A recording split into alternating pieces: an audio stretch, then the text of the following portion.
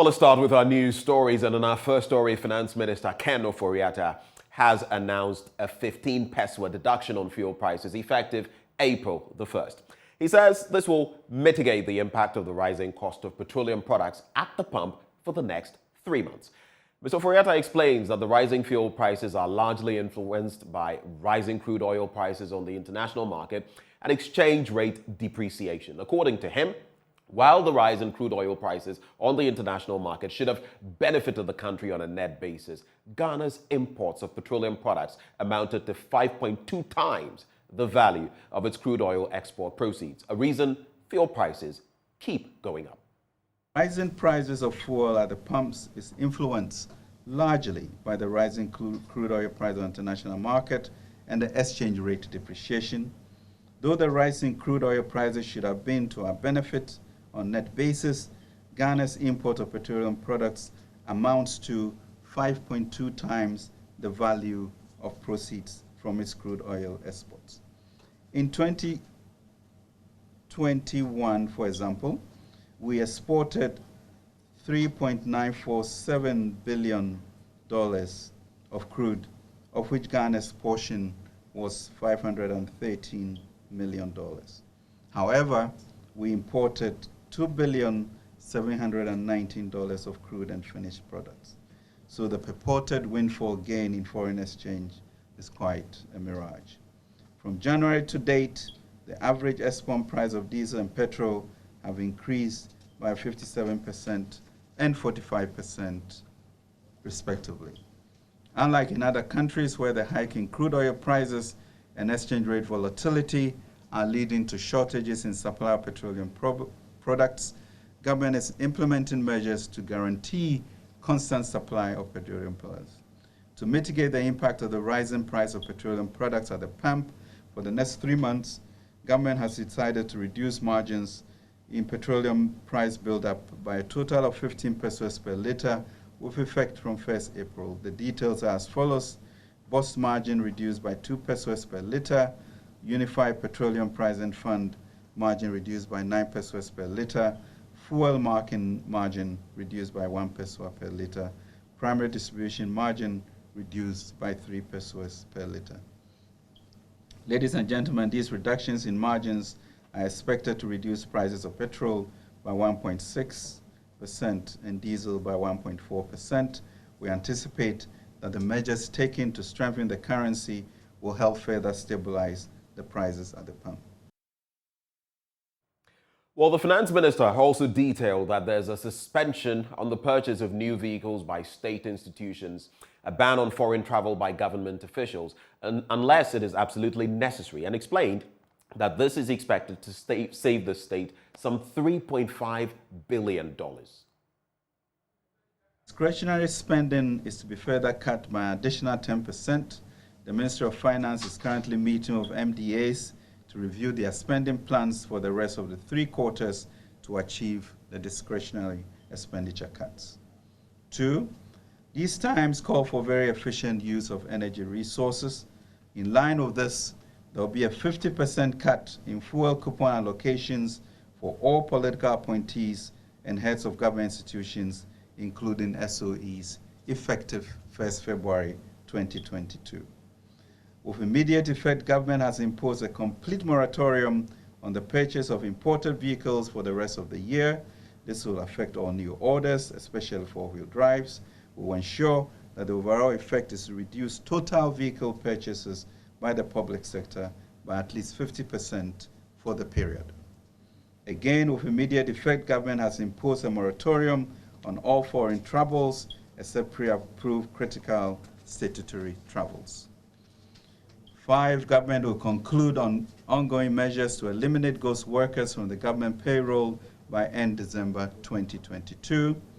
Government will conclude the renegotiations of the energy sector IPP's capacity charges by end of Q3 2022 to further reduce excess capacity payments by 20% to generate a total savings of 1.5 billion Ghana cedis.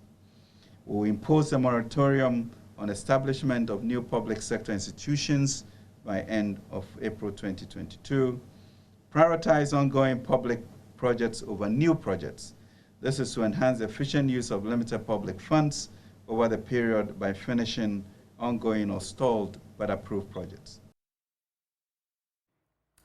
But the minority in Parliament says the measures as announced by the Finance Minister will in no way address the rising cost of living and doing business in the country. In the view of the NDC MPs, the measures are not adequate enough to deal with the current economic crisis, arguing that Finance Minister Ken Ofori-Atta has lost touch with the reality of the Ghanaian economy. Addressing the media shortly after the address by the Finance Minister, Minority Leader Haruna Idrisu asked government to provide clarity on the amount of expenditure cuts to ease the burden on the ordinary Ghanaian. His measures does not respond to a country which is debt distress. Our debt is simply not sustainable. We are told that an additional 45 billion have been added to our interest payment for the first quarter of this year. Where is he going to raise that money? Even with an expenditure cut of about 31 billion, when he already had a deficit of not less than 6.9 billion. He must come properly. On the matter of foreign exchange, he was silent on it. All we heard is that some 2 billion cedis will be brought, 2 billion US dollars will be brought in. That is not enough. We need to have a national conversation on how to increase and expand our exports and reduce imports and stop these knee-jerk responses to exchange rate falls. When the chairman of the economic management team, Dr. Mahmoud Baumia, said that he has the key to arrest the depreciation of the dollar, he probably thought that it was as easy as stopping a trotro from Wulugu to Savulugu. It was as easy to stop depreciation of the cedi. He thought it was as easy as stopping a trotro from Wulugu to Savulugu just on the roadside. These are not easy measures. So I thank you very much. The ranking member and deputy ranking will respond appropriately to the text. But we do not find the measures adequate enough to deal with a country which is in debt distress. We do not find the measures enough, which is increasing the cost of doing business for Ghanaian businesses, in particular importers who rely on Forex to be able to do their business. So his responses is woefully inadequate for an economy which they have inflicted a rising cost of living and rising cost of doing business.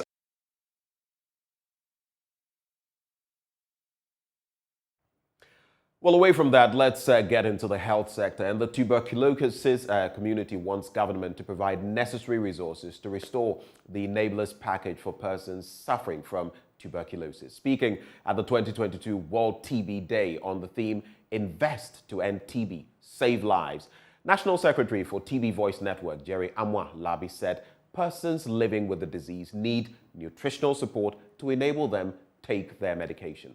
There is more in this report. The attempt to end the number of people dying from tuberculosis every year, TB Voice Network is urging government to assist the community to refurbish the Enablers package, which makes it possible for TB patients to have free access to food. According to the National Secretary for TB Voice Network, Jerry Labi, the Enablers package has been stripped off due to the lack of resources and is therefore calling on the government to have it restored, as the majority of the patients are unable to afford a two-course meal. It is time for us to invest in TB to save life, because there is a lot that the community members are going through, especially persons who have been infected and affected by the disease. There used to be what we call the Enablers package, where we support TB patients with some nutrition to enable them take their medications.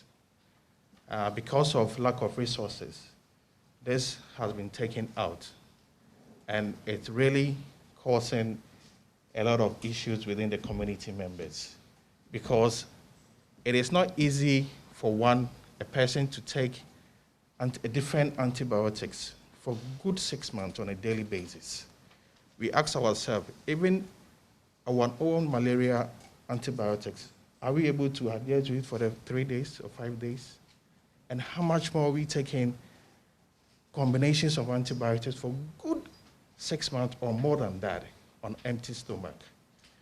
This is something that I'm calling on the government to support and make sure that we bring back this nutrition to support our own people. On the other hand, a member of the National Executive Board of Stop TB Partnership, David Kwesi, is calling on the government to allocate resources to support the National TB Control Program by providing 1 million cartridges to agencies fighting tuberculosis. We are calling on the president to come in to help the ministry with the political will of allocating resources to meet the gaps. If he allocates a resource, he's saving a life. We need him to ensure that, like the WHO countries have said, we are not only fulfilling our part of the counterpart financing arrangement with the Global Fund, but we are also raising other resources to invest in especially community activities, because that is where there is collection of sputum from hard to reach communities. That is where accessibility is breached, or inaccessibility is breached. That is where cutting down of catastrophic costs, which is a burden on people in Ghana who die of TB. That is where we cut it. Because the civil societies are able to go to collect sputum to transport rather than asking people to travel and spend their own money to assess TB screening. So having said this, we wish to call on the president for a birthday gift. Honorable Minister, maybe I say this on your behalf, that the president will support the ministry with 1 million cartridges as a birthday gift to the World TB Day celebration today, 24th of March, 2022. Meanwhile, tuberculosis remains a public threat in Ghana. Though COVID-19 is the leading cause of death globally, in Ghana, tuberculosis is still the leading cause of death, killing about 15,000 Ghanaians each year. Director General of Ghana Health Service, Dr. Patrick Kumar-Boaji, says his outfit is set to roll out some strategic interventions across the country to contain the disease. I have, as part of improving our service response indicators, signed a performance contract with our regional directors to roll out strategic interventions to find the missing TB cases, as was mentioned, nationwide, and manage our patients to ensure better treatment outcomes using strategies such as sputum transportation system, particularly that enables about 1,000 health facilities without on-site diagnostic capability to access gene expert testing cases across the country. To help in enhancing the prevention of disease, the National Tuberculosis Control Program has implemented a new strategy called the TB Preventive Treatment, which would help in early detection of the disease. Mausi Nomon's report for JoyNews. Let's do some politics now. And the leadership of the Asin South New Patriotic Party has discounted claims that the MPP is failing its supporters and has become unattractive in the area, hence the defection of its members to the opposition National Democratic Congress. Constituency Communications Officer Frederick Dankwa indicates members of Parliament for the area, Reverend John Intim Fojo, has done a lot to develop the area, and allegations of non-performance are mere propaganda. Richard Kwejonyako has more in this report. It was rumored that some 230 members of the MPP in the Asin South constituency had defected to the opposition National Democratic Congress in the constituency due to the lack of development in the area and the unattractiveness of the MPP in the area. According to the Asin South MPP communication officer, Frederick Dankwa, the known MPP faces in the purported defections were only 5 of their members and not 230.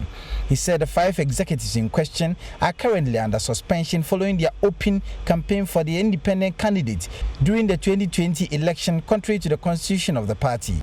It is a blatant lie that these 5 executives keep on saying that Asin South hasn't seen any development, or Asin Insuta hasn't enjoyed from the MPP party. All the schools in Asin Insuta were built by the MPP party. We have built markets at those places. So isn't it prudent that other communities which do not have this facility, we also reach out to them? We cannot keep on building schools there. We cannot keep on building markets there. We cannot keep on building toilets there. We are doing everything to ensure development of the Asin Insuta Senior High School. Those Get Fund projects have seen commencement. They were left ajar. They have seen commencement. Contractors are on site. They have seen extension at the school. We have the member of parliament. I have procured a lab facilities for them. He has also seen to it that they have had a share of the school buses which the government was giving out to senior high schools. The honorable member of parliament ensured that all the 3 senior high schools across the length and breadth of Asin South and even Asin Central, all of them were furnished with these buses. So what else are they expecting the party to do? But we, as Oliver Twist always says, that yes, he still asks for more. The party, we are not relenting on our effort in ensuring Asin Suta benefit from the projects and the interventions of the government. If there be anything they want the government to assist them, they should use the proper channel. They should use a proper channel rather than resorting to these ill intentions of making this propaganda to make it look as if Asinsa, the center, is not holding in Asinsa, or as if the party is not attractive. The party is attractive. Look at all these people. They are all delegates. And we have a greater number of people, over 25,000 people, always vote for the party at the end of every election. So these only 5 people cannot drag the name of the party in a mud. That will never be accepted. Meanwhile, the leader of the defected members insists there are even more than the 230 figure because there are other people that have joined the movement after the public defection. Reporting for Joy News, Richard Kwejunyako, Cape Coast. Let's go to the Upper West region now, where Regional Minister Dr. Hafiz Bin Saleh has assured families of the 2 people who died on March 17 that his outfit will ensure fairness, transparency, and justice. Dr. Bin Saleh, who was at the homes of the 2 victims to commiserate with them, stated that the appropriate authorities have started investigations which will be followed by prosecutions, warning that persons found culpable will not be saved. Correspondent Rafiq Salam reports from Wa. Exactly a week after the suspected 61-year-old gunman, Alhaji Yunus Abdurrahman, opened fire on a busy street in Wa, killing 2 persons, injuring 3 persons, and destroying the windscreen of an articulated trailer, families of the affected are still grieving. Upper West Regional Minister Dr. Hafiz Bin Saleh, deeply touched by the plight of the grieving families and the injured, joined shoulder to shoulder with them in this trying moment. What happened was unfortunate. It was not pleasant. And for me, the deceased, who was known personally to me, is a great loss. He's a friend and a brother. And his demise is really a great loss, not only to me as a person, but to the entire region. Dr. Bin Saleh assured them of not only justice delivered to them, but also to be transparent as well. That we will do whatever we can in our position to ensure that justice is served. The Bono East region boasts of several tourist attractions, including the Kintampo Waterfalls, the Boyem Bats Cave, the Bwabing Monkey Sanctuary, among others. However, little is known of Kunsu, a community rich in important historical landmarks. As part of our Ghana Man series, Anas Sabit paid a visit to Kunsu, a community that served as the center of slave trade in then Gold Coast, with some of the slave market structures still in existence. Here is his report. Kunsu is a predominantly farming community here in the Kintampo North municipality of the Bono East region. The community is one of the key traditional towns in the area and is noted for its rich but unharnessed ecotourism potentials. History has it that Kunsu served as the center of slave trade in the then Gold Coast, with some of the slave market structures still in existence. Where I'm standing now is called Mraiso. Of course, the people here say this used to be a slave market in the 18th century. You see this fencing, of course, this is the entrance into this market that served that particular purpose. And after they are assembled here, the trading activity goes on before some are dispatched through Abase, some through Bonomanso, and then they end up at the coastal areas before they find themselves onto the sea and then to the other parts of the world. We're telling you this rich history today as part of the Ghana Man series. Join us as we do this together. Kunsu was a triangular area. From far north, the slaves were captured, brought here. Nana Osahene Kweku Cranton II is the chief of Kunsu. He shares with me what happens next after the trading of these slaves here at the Mraiso market. Those who came here, they were transported, some to Abasi, to Kumasi, some of them from here to Maso. So we have two posts, Maso and Abasi. But the general station was here. So historically, this rocky mountain here called Bojama is where the slaves, after the slave trade, are being kept temporarily before they are being, moved to either Bonomanso or through Abase and then on their way to the coastal areas. All the slaves captured were kept in the that Bojama and the rock. Then Europeans, they came and then took them some away. But since they were working, when they get to Maso, they lodged there for a time. Then they continue. Those who will also go to Abase, and then that area, then they also go to Kumasi. These beautiful rocky mountains, according to the people here, is a very rich tourist attraction site because of the roles it played in the past. Joshua Onyankonton is a resident here. It's a very, very tourist attraction indeed. It's a history, in fact, our fathers and grandfathers suffered a lot. This same rock serves as a hiding point for children and women. And of course, during war periods, they hide the children and the women here from harm. And that is how come they call it Bojama, meaning a boa, a Jama. During the time of the slavery trade, when our ancestors were for war, they would go and keep the women and the children at that hilltop there. They call it Oboa or Jimba. Because you can't climb the mountain. You can't, the Oboa or Jimba. So you can never go to, if you are from 20 miles away, they will see you. And you can't climb it too. That's Bojama, that's Oboa or Jimba, the meaning, Oboa or Jimba. So our ancestors go and, and fight for their peace. For Nana Osahene Kweku Cranton II, if measures are not taken to help develop the site as well as document this history, it will fade away with time. You see, my senior chiefs, my uncles, and most of them were illiterates. But me, as a little educated, I've tried to sell it out. And every gathering, and whoever case comes to me, and I get them the story. You see, right now, the market center, slave market, is depleting because people have cut almost all the trees. We have got a big bubble tree with carrots, everything around. They've sold them all. And one of my reports, I said that it's going to generate funds even for the municipal assembly at Kintambo.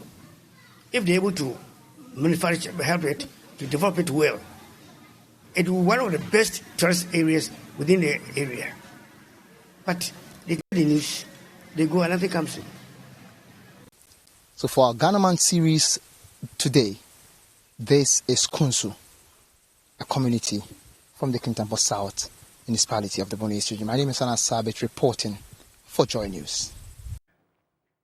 And we come from Kunsu right here into Accra in the studios of JoyNews. Thank you for staying with us. That's it for the news. But coming up next, we have the news review as we dig into very pertinent matters. We'll be right back.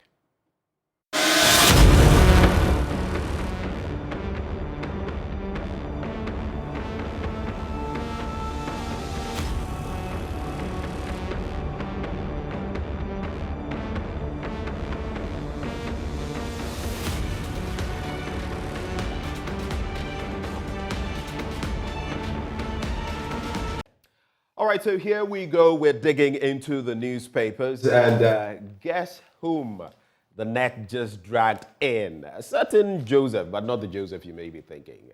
Akable, Joseph Akable joins me in the studio. Good morning, bro. Which other Joseph is there? Or which? Oh, maybe you know that. You know, in this country where Joseph is made, in fact, where names like Joseph, okay. Charles, Okay. Brad Charles. Do you know Brad Charles? I know Joseph very well. Oh, do you know Brad Charles? Of course. I prefer Charles to Joseph. You prefer Hey, yeah. So you actually, Joseph who consumes Joseph? We are talking about food. Joseph consuming Joseph. Hey, wouldn't be in order home, how are you, Charles my brother? on any day. Charles on any day, yeah. All right. I hope you're well. I'm good. All right, so let's get into the papers this morning. Quite a lot to talk about. I see you with the Ghanaian Times newspaper, the Daily Guide. Let me just add the Daily Statesman to you as well. But even before we get in there, how did you receive the economic reform policies, if you like, of Finance Minister Ken Ofori-Atta, the budgetary, that 20% bit, we've still not got so much clarity on it. Do you remember the budgetary cuts? The cuts, yeah. But salary cuts and all kinds of other measures to... We're talking about public officials, travel being curtailed and all of that. But for me, one that stands out for me, 15 pesos off the pump prices. When in fact, in just one window, we've seen about 2 cedis added. In fact, within just a couple of months, 5 cedis have been added. From late last year, about 6 something. Now, some of us are paying just about 11 cedis per litre. And how much is taken off 15 pesos? Transport unions are saying, this one day we are going to increase fares again. How did all of this hit you? I mean, I think it's either government communicators confused us about what the finance minister was supposed to do, or he just came and did something else, because the message that was put across was that the nation was in an economic distress, and government, as part of its quarterly review, were to take decisions that will have far-reaching implications for the ordinary Ghanaians to adjust. Now, all the measures that we had, the only one that I can say is applicable to the ordinary Ghanaian on the streets has to do with the 15 pesos on the fuel, which you have mathematically pointed out how that achieves nothing really. Because totally insignificant. In a single window, we had it go up by nearly 2 cedis at some of the pumps. So nothing really is going to change the life of the ordinary Ghanaian. The salary cuts, the cut in expenditure and all those things, it simply means that the money that we are already getting that we are supposed to use, we are not going to spend it. And it's not money that you are directly, they are not cutting from areas that you could say that because you are cutting, it means that I'm going to get more money in my pocket. Exactly. So in practical terms, really, I mean, there's really nothing that is going to change in the next few weeks. We just have to continue adjusting. The only thing that... And even the 15 peso bit is for the next 3 months. I mean, yeah. It's for the next 3 months. It is not... it means that even at a point, it could go off again. Yeah, it will go off. I mean, a lot of the measures that they are banking their hopes on are very far off. They are looking for between 1 billion and 2 billion. They are not going to look for the money between 6 and 8 weeks. So that's also not coming anytime soon. The dollar issue, that's what they are hoping to use the money to do to deal with the dollar situation. The money is not coming anytime soon. So, I mean, really, we had the finance minister, but for ordinary Ghanaians, the best it only does for government is that it helps government books in terms of its expenditure records. And so we are able to prepare so that we don't get into a deficit situation, terrible deficit situation at the end of the year. But for the ordinary Ghanaian, I mean... This means practically nothing. Yeah. Because even if you take off 15 pesos, you shave off 15 pesos, when you board a trot roll, when you board a taxi or whatever it is, it's not going to have any impact on what you're paying. In fact, if you were taking off maybe window, what some of them were calling for, 50 pesos, 1 CD. Yeah. You know, people were calling for 1 CD, even 2 CDs. Because when you look at the tax build-up on a litre, you're paying close to 3 CDs per every litre. Yeah. So if you're paying almost 11 cedis, it means that the tax component is 2 cedis, 70 pesos. That is huge. Yeah. That is huge. And people said a lot could be done to massage the figures. And if we are cutting down on expenditure, I mean, that's what I'm saying, that unless the goal is just to help government books, because if the goal is to help the distressed Ghanaians, then cutting down the expenditure will mean that you can do away with a little bit of your revenue. Right. Because you're not spending on exactly the fuel coupons that you are giving people. You're cutting it by half. By half. Should have an impact. You're not making them travel around as they ought to. So why not decide, okay, I'm taking a bit of a chunk of the taxes, so I'm just suspending it for at least the next 2, 3, or 4 months or whatever it is, so that directly, and you know how fuel works, it impacts virtually everything. So it would have been more far-reaching than the announced far-reaching that ended up being very short. Well, it is what it is, and we for do to ensure that, Charlie, boys and yes. Anyway, let's get into the papers. You're starting with the Ghanaian Times, I see. Yes, the Ghanaian Times has the stories from the finance minister's speech. It says, addressing economic imbalances, government outlines tough measures, cuts expenditure by 20%, reduces fuel prices to mobilize more revenue, and short subsidy to halt depreciation. And we also have measures to ease economic pressures, inadequate, that is according to the minority. And Black Stars to fly over the Super Eagles tonight. 1 killed, 4 injured, 10 arrested after communal clashes at Takwa in Swahim. And so that is it by the way of the front page of the Times. The back page has that story about Qatar 2022, the World Cup playoff in Kumasi. Black Stars to fly over the Super Eagles, and has the photograph of our captain for the day, Thomas Partey, and Victor Osimhen. He's a Napoli striker. He's very good, very quick on the ball. And you know, one thing we can give the Nigerian squad, the Super Eagles, they are fast. They have clinical players, the Iheanachos and others. They have a solid team. But you know, this bout has been a David and Goliath bout. In fact, the initial times that Ghana faced off with Nigeria, we thrashed them 7-0, 5-1. The Jalco Cup from way back then, 4. And then they also came into the fray. I love the Ghana-Nigeria rivalry when it comes to football. Healthy rivalry, of course. But like someone was pointing out to me yesterday, this is like a Hearts and Kotoko situation. Even when Kotoko is in form and all of that, has beaten Miabeshe. Yeah, it's just like it happened in the President's Cup. It's not a form game. It's not a form game. Exactly. It will be a very tough match later today. And I mean, people expect the Black Stars to win. Right. I'm very skeptical. You're skeptical? Yeah, I'm just hoping for a surprise. They should surprise me. Do you know, and that's the whole bit. And for those of you watching, there'll be no sports today. We'll have an extended bit later on the show after 8 o'clock as we delve into these matters and take you to the Baba Yara Sports Stadium as well. But you know what's good for me? The likes of Afenajan, AS Romers, Afenajan, and others coming in. And the fact that while some of these players are known in Europe, they've not seen them play in the Black Stars jersey before. So it creates some, uncertainty, because usually managers would, this person has this style and does that. Afenajan is unknown in terms of playing for the Black Stars. So you don't know what to expect. And the element of surprise is what, honestly, I feel we are all banking our hopes on, that they would be able to stun the Super Eagles, catch them napping, and because the Eagles, they seem very determined to beat, their minister used they plan to thrash us. Yeah, he said they are just coming to beat the ass out of all of us. That's what their minister said. And yesterday, God have mercy on us. But the good thing is, from what I learned from our sports guys, they can't seem to recall when the Black Stars lost a game in Kumasi. So that is the good news. Oh, that's another bit there. It appears to be a jinx for the Super Eagles. Whenever they go to Kumasi, it doesn't. Yeah, so we just hope that that history helps us and we beat Nigeria by 5-0. 5-0. Well, it's possible. I don't want us to go. We'll not spell Nigeria. We'll spell Ghana for them. I don't want us to go to Abuja in an uncertain manner. Charlie, and that was what I was going to cap it off with. Yeah, like 1-0. They say that, Charlie, 1-0 or what will be. You go to Abuja, they'll be like, for here. We have to win. We are winning at 2 legs. Anyway. Well, let's get into the Daily Graphic newspaper. Restoring economic stability. Government adopts critical measures. Targets 3.5 billion Ghana cedis in savings. I listened to Dr. Cassia Latoforsen interacting with my colleague Evan Spencer yesterday. And he was saying, look, when you look at these measures, it's not going to get anything close to the 3.5 billion. It's going to get at most 500 million.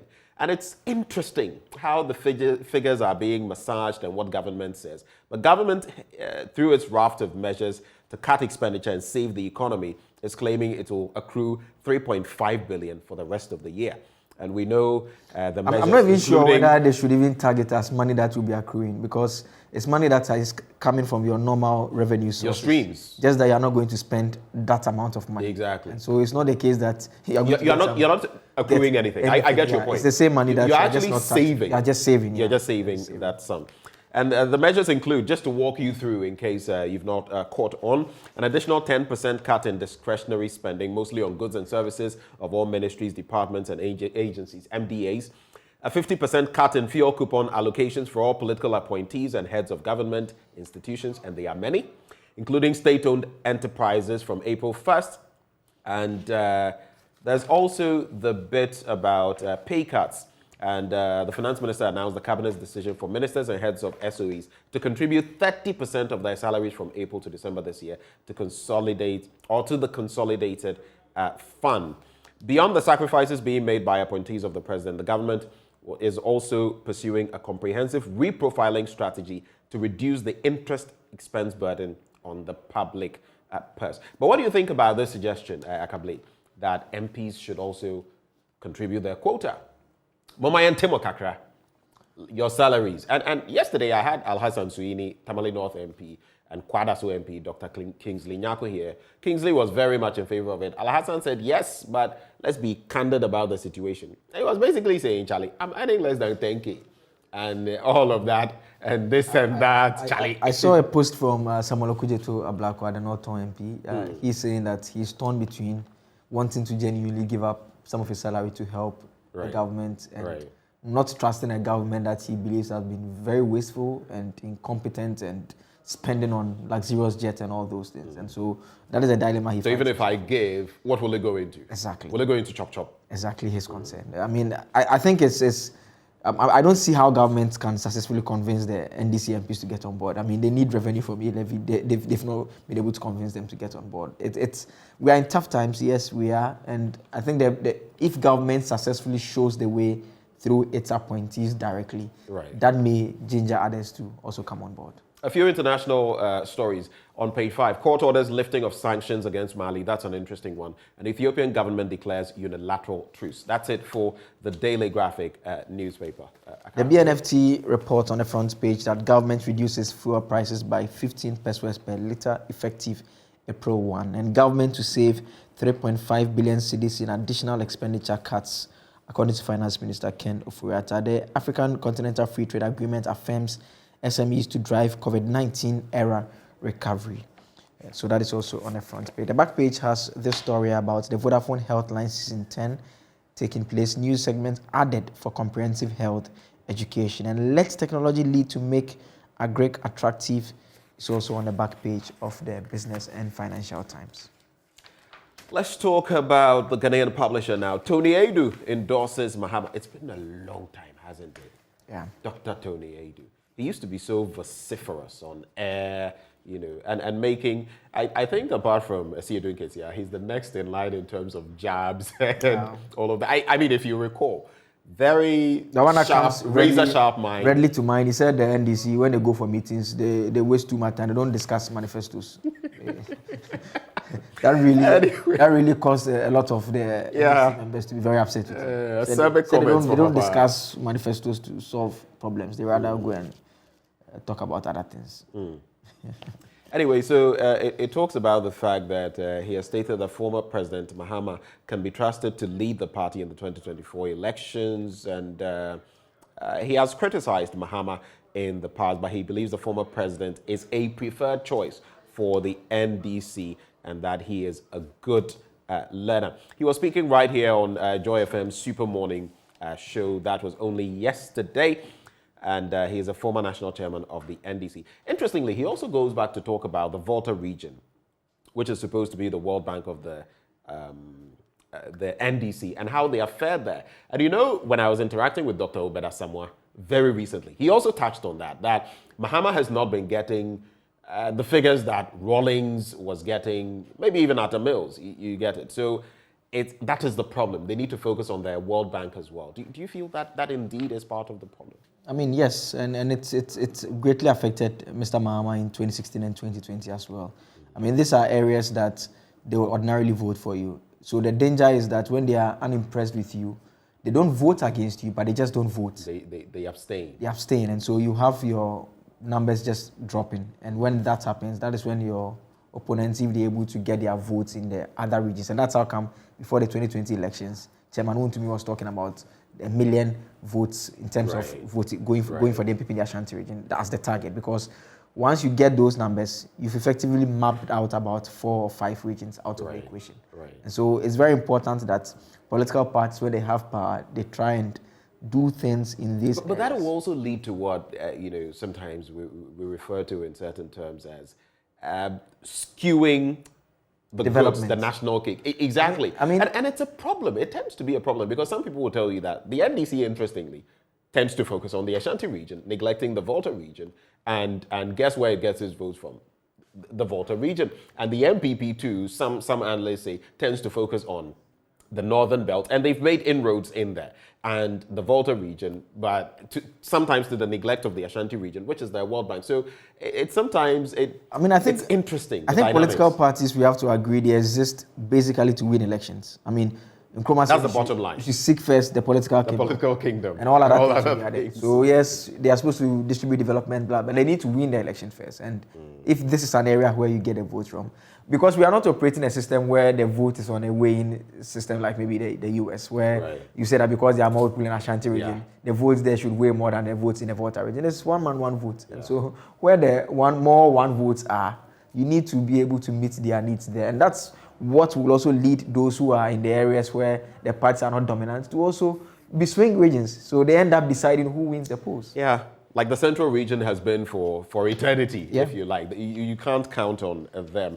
An interesting bit, they also lost the Hohoi seat. It makes matters even worse for them, recapturing that. But by-election looms in April. That's Gabi Asari Ochredako. Well, how do you find this entire bit about the Asin North Member of Parliament? And yesterday, the call again by Dr. Kingsley Nyako, Member of Parliament for Kwada, so that this should be finalized and he should be basically thrown out. He's not an MP. In fact, just yesterday, his lawyers have filed a process. The story is on myjournline.com. You can check for the details. They filed a process at the Supreme Court. They are seeking to set aside the Court of Appeal decision that formed the basis for Dr. Nyako's comments that, I mean, a stranger was in Parliament. I think it's gone on for too long.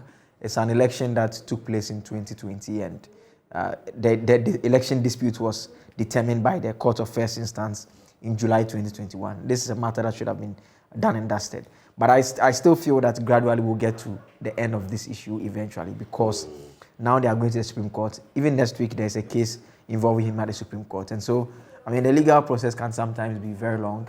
It's in the interest of fairness and to all the parties in the case that all the process is gone through to ensure that the right thing is done. But I mean, I don't know how people of Asin. Some are saying he qualifies to, if there's a by-election, he qualifies to stand. That's one way of looking at it. How about the pending criminal case? Assuming that there's because that will also have its own consequences. There's a conviction, assuming, and this is just all permutations. That will mean it will have implications for his qualification. But if that has not happened and there is to be a by-election now, I mean, obviously, he does not owe allegiance to any other country at this material moment. Per what we know to be the situation that he's received this. So even if it affected him at the time, owing to timing and processes to be followed, currently he does not. So it's interesting, isn't it? Yeah. The way the law, works on this. But let's get into other papers that come. The Daily Statesman reports that Cabinet Japan advises NPP on internal elections. You can find details in the paper. Bold measures to rescue economy: 30% cut for appointees, 50% cut on fuel coupon, and 15% cut on fuel margin. And Yaboamia Samoa says NDC COVID task force reduced to picketing. Mampugu Overlord advocates legal remedy for Boko conflict. And you know when they say reduced to picketing, it's because the minority caucus in Parliament plans going to the KIA to actually picket at our international airports on the back of But I think, though, I don't know what you think about our testing regime, but I think it's outlived its cost value. The huge sums that people are paying. I mean, it's been reduced across the world. Some countries are even lessening the requirements and all of that. I really don't know. Still asking people. And one expert recently spoke, in fact, it was on our social media, that we are the preferred airport in Africa, interestingly.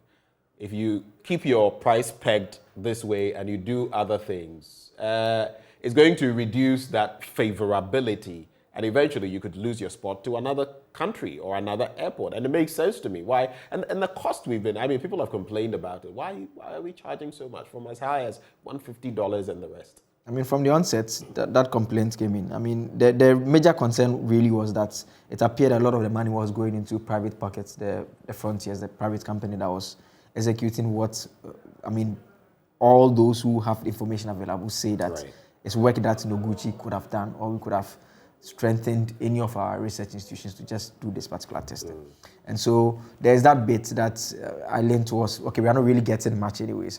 But the little we are getting is also another form of revenue stream, and especially when we are cutting down on the expenditure and all those things, and we are not getting any money from anywhere. Touching already existing revenue streams may be difficult, but we understand that the president will give some announcements about the testing regime. From what we heard from the retreats, we are told that the testing regime and also the border opening, we may not be having mass testing like we currently have, because we will not, there are people, some have said that there's no point in testing people who may have done tests before coming in and all those things. And so all those may impact on the price issues that we are talking about. All right. The penultimate paper I'll do, Republic Press, blame NDC for queues at NIA, Ursula Owusu Ekufo.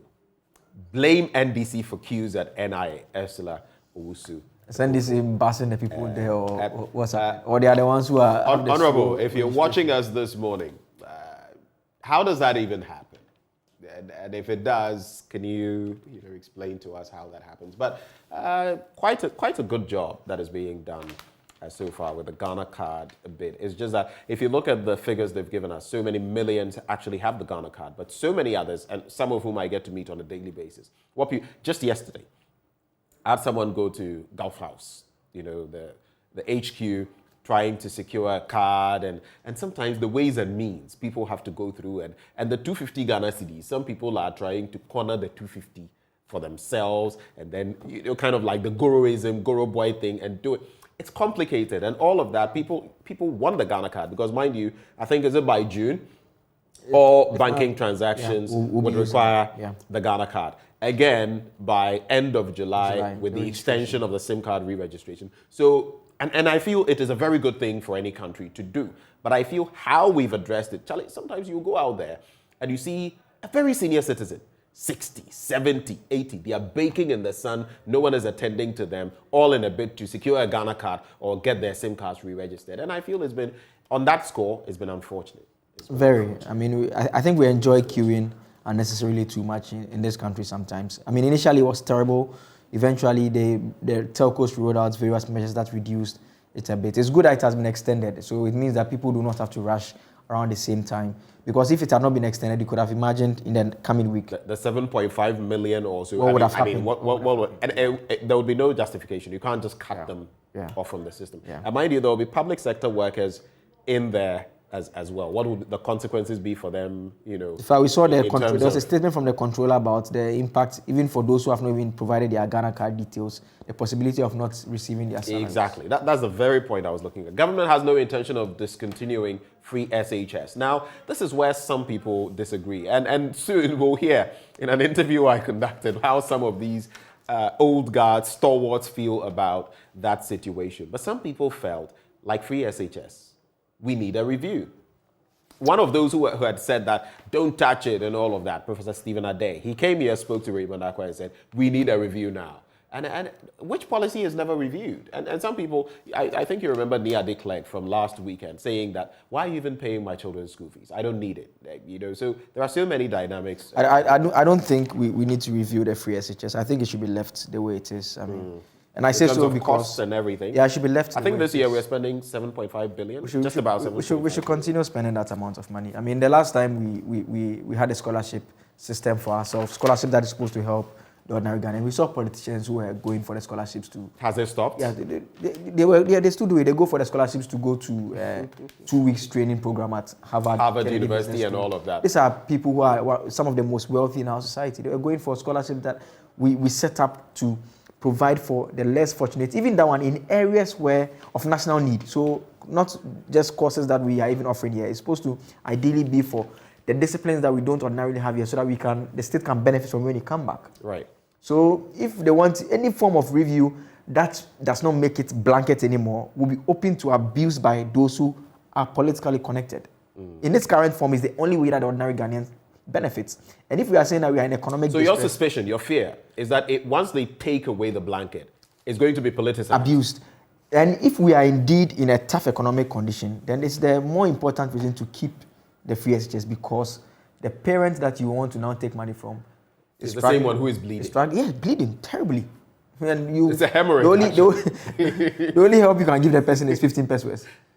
So you can't tell the person to pay fees at this point in time. I think the policy, it should not be.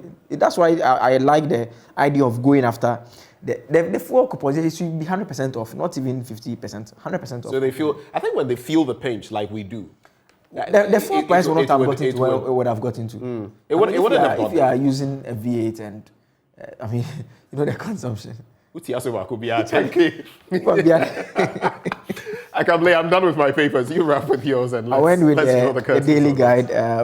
We are told there's an uproar over the Asin North MP in Parliament. You touched on that earlier on. And government cuts appointees pay 30%, travels vehicles. And fuel price reduced by 15 pesos is also on the front page of the Daily Guide. MPs back tax exemptions also on the front page. The back page has this story about the police cautioning hooligans in Ghana and Nigeria. A showpiece. The statement from the police, they said they are wishing the two teams very well. Ghana police, you support Black Stars. You are going to do your professional work. So they wish the two teams well, but we understand you. Protection-wise, you are going to be fair to everyone. But on the pitch, we know that you expect Ghana to beat Nigeria. Do you have a prediction?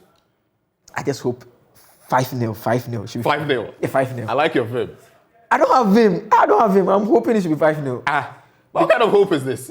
Yeah, I mean, it's... this is baseless hope. I mean, you're just saying something. You're sounding if like... If you are going to follow the science and data, Nigeria, they are supposed to beat us by 6 goals to nil. Yeah, so they have to beat us we're working by faith. Right? Yeah, faith. I mean, we are moving in faith. We are finishing again. Let's knock knuckles on that and hope that tonight, Charlie, will not have any regrets. They should amaze us. But we'll never regret it.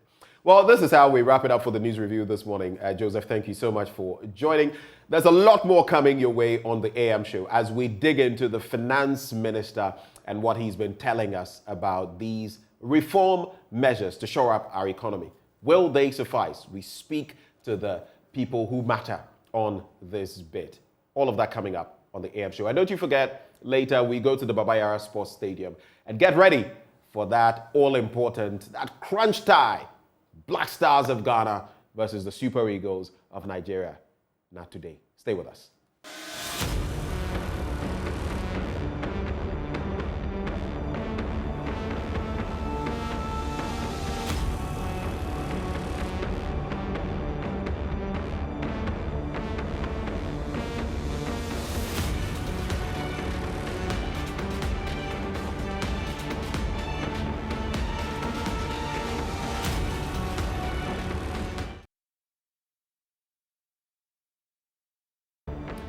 So here we are, government seeking to cut discretionary spending by an additional 10% to take away 50% of the value of fuel coupons and also to shave off 15 pesos from the price buildup or the cost at the pumps when it comes to fuel.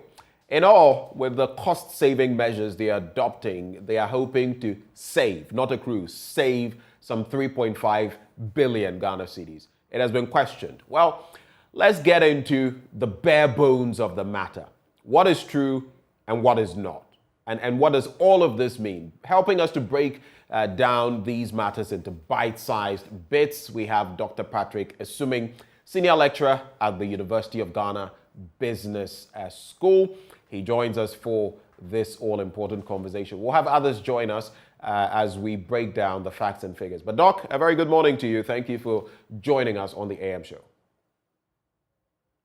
Good morning. Good morning to viewers. Thanks for having me. You seem to lack some excitement this morning, and I'm saying it from just a jovial point of view. Is it on the back of your expectations not being met by Finance Minister Ken Ofori-Atta? I mean, what is it? How would you assess yesterday's briefing, or presser, if you like, and were you excited by it? There were certainly things that will excite me, that excited me, not necessarily because I think it will solve our problems, but at least it gave us a good signal. I think it was good to see that finally government is telling us what part of the burden sharing they are going to take, because for as part of the activities to encourage Ghanaians to accept the e-levy, we've been told that times are hard and we need to contribute to burden sharing. Up to this point, we didn't really know what part of the burden government was taking. I think yesterday, we've finally been told, what government side is willing to give up or is going to give up. Not that it will make a substantial dent on our expenditures and our debt, but I think the signaling value cannot be overvalued. It cannot be understated. I think it tells us that the government side recognizes that there are difficult times and sacrifices need to be made, and then they are now showing leadership by saying that, okay, this is how much we are going to do, and therefore they now have a legitimate right to ask Ghanaians to make a few more sacrifices. So on that score, I think that was good to hear. Some people have said that this is merely symbolic. It is tokenism. Yes, they are cutting down, fuel coupons by 50%. Those in state-owned enterprises are going to take their own cuts and all of that. But what has been projected by government? Some dispute that in the first place. So first of all, let's start with just how symbolic this is. Symbolic, yes, but how symbolic? Is it meaningfully symbolic in terms of how much is involved? I think the 3.5 in and of itself doesn't make too much. It's not going to make too much dent. And the finance minister told us that it's not like we are trying to cut substantially or reduce the deficit from what was announced in the budget. He was very clear. All of this was to ensure that we will be able to meet the target. Because if you read what the rating agencies were saying, they kept saying that they are not convinced that the 7.5 deficit reduction was going to happen, given the circumstances and the measures that the government had announced. So on that score, what I heard the finance minister do is to say, look, yes, we started on a rocky path because some of the revenues we expected are not coming in. And therefore, we are going to do these reductions, small reductions, to ensure that whatever happens, we are going to meet the deficit target. And then, we also know that earlier on, the finance minister had announced a 20% reduction in expenditures. That, I think it's not, that particular announcement is not as convincing and wasn't as specific as what we had yesterday. Because I had always said, well, if you look at our expenditure items, the ones that we cannot touch, if we put them together, we are almost doing the 80%. So if you say you cut 20%, then which ones are you going to cut? Then you end up cutting capital expenditures, which we need to boost our growth, and then you end up cutting consumption of goods and services. So for me, if there had been a little bit more explanation about specific things, as it is, the finance minister says they are discussing with the MMDAs on cutting discretionary spending. That's a different way of saying that we are probably going to cut capital expenditure. So then you have to question what our long-term strategy for boosting growth is. So it's a tricky balance. We have to take measures to shore up our government finances. But at the same time, we have to ensure that we do that in such a way that it doesn't affect the growth of the economy going forward. So you also have to like the fact that, you know, there is some re-emphasis on what we are going to do to bring in more revenue. So we've been told that from end of next month, there's going to be strong implementation of the revised property rates. So we all hope that that really happens. And then, you know, on the exemptions bill, there was a little bit more uncertainty in how it was put, that they are going to encourage Parliament to pass it. That means that there's no some surety, because we cannot cut our way out of this problem. It's good to rationalize expenditures, and it's good to make sure that we are getting the most from our public spending. But we can't cut our way. We simply can't do this by cutting. We have to rake in more revenue. And it shouldn't be one-time effort. It should be measures that will ensure that this year and next year and the years going forward, we have new revenue streams and we are generating more revenue. Because just one day cutting our expenses and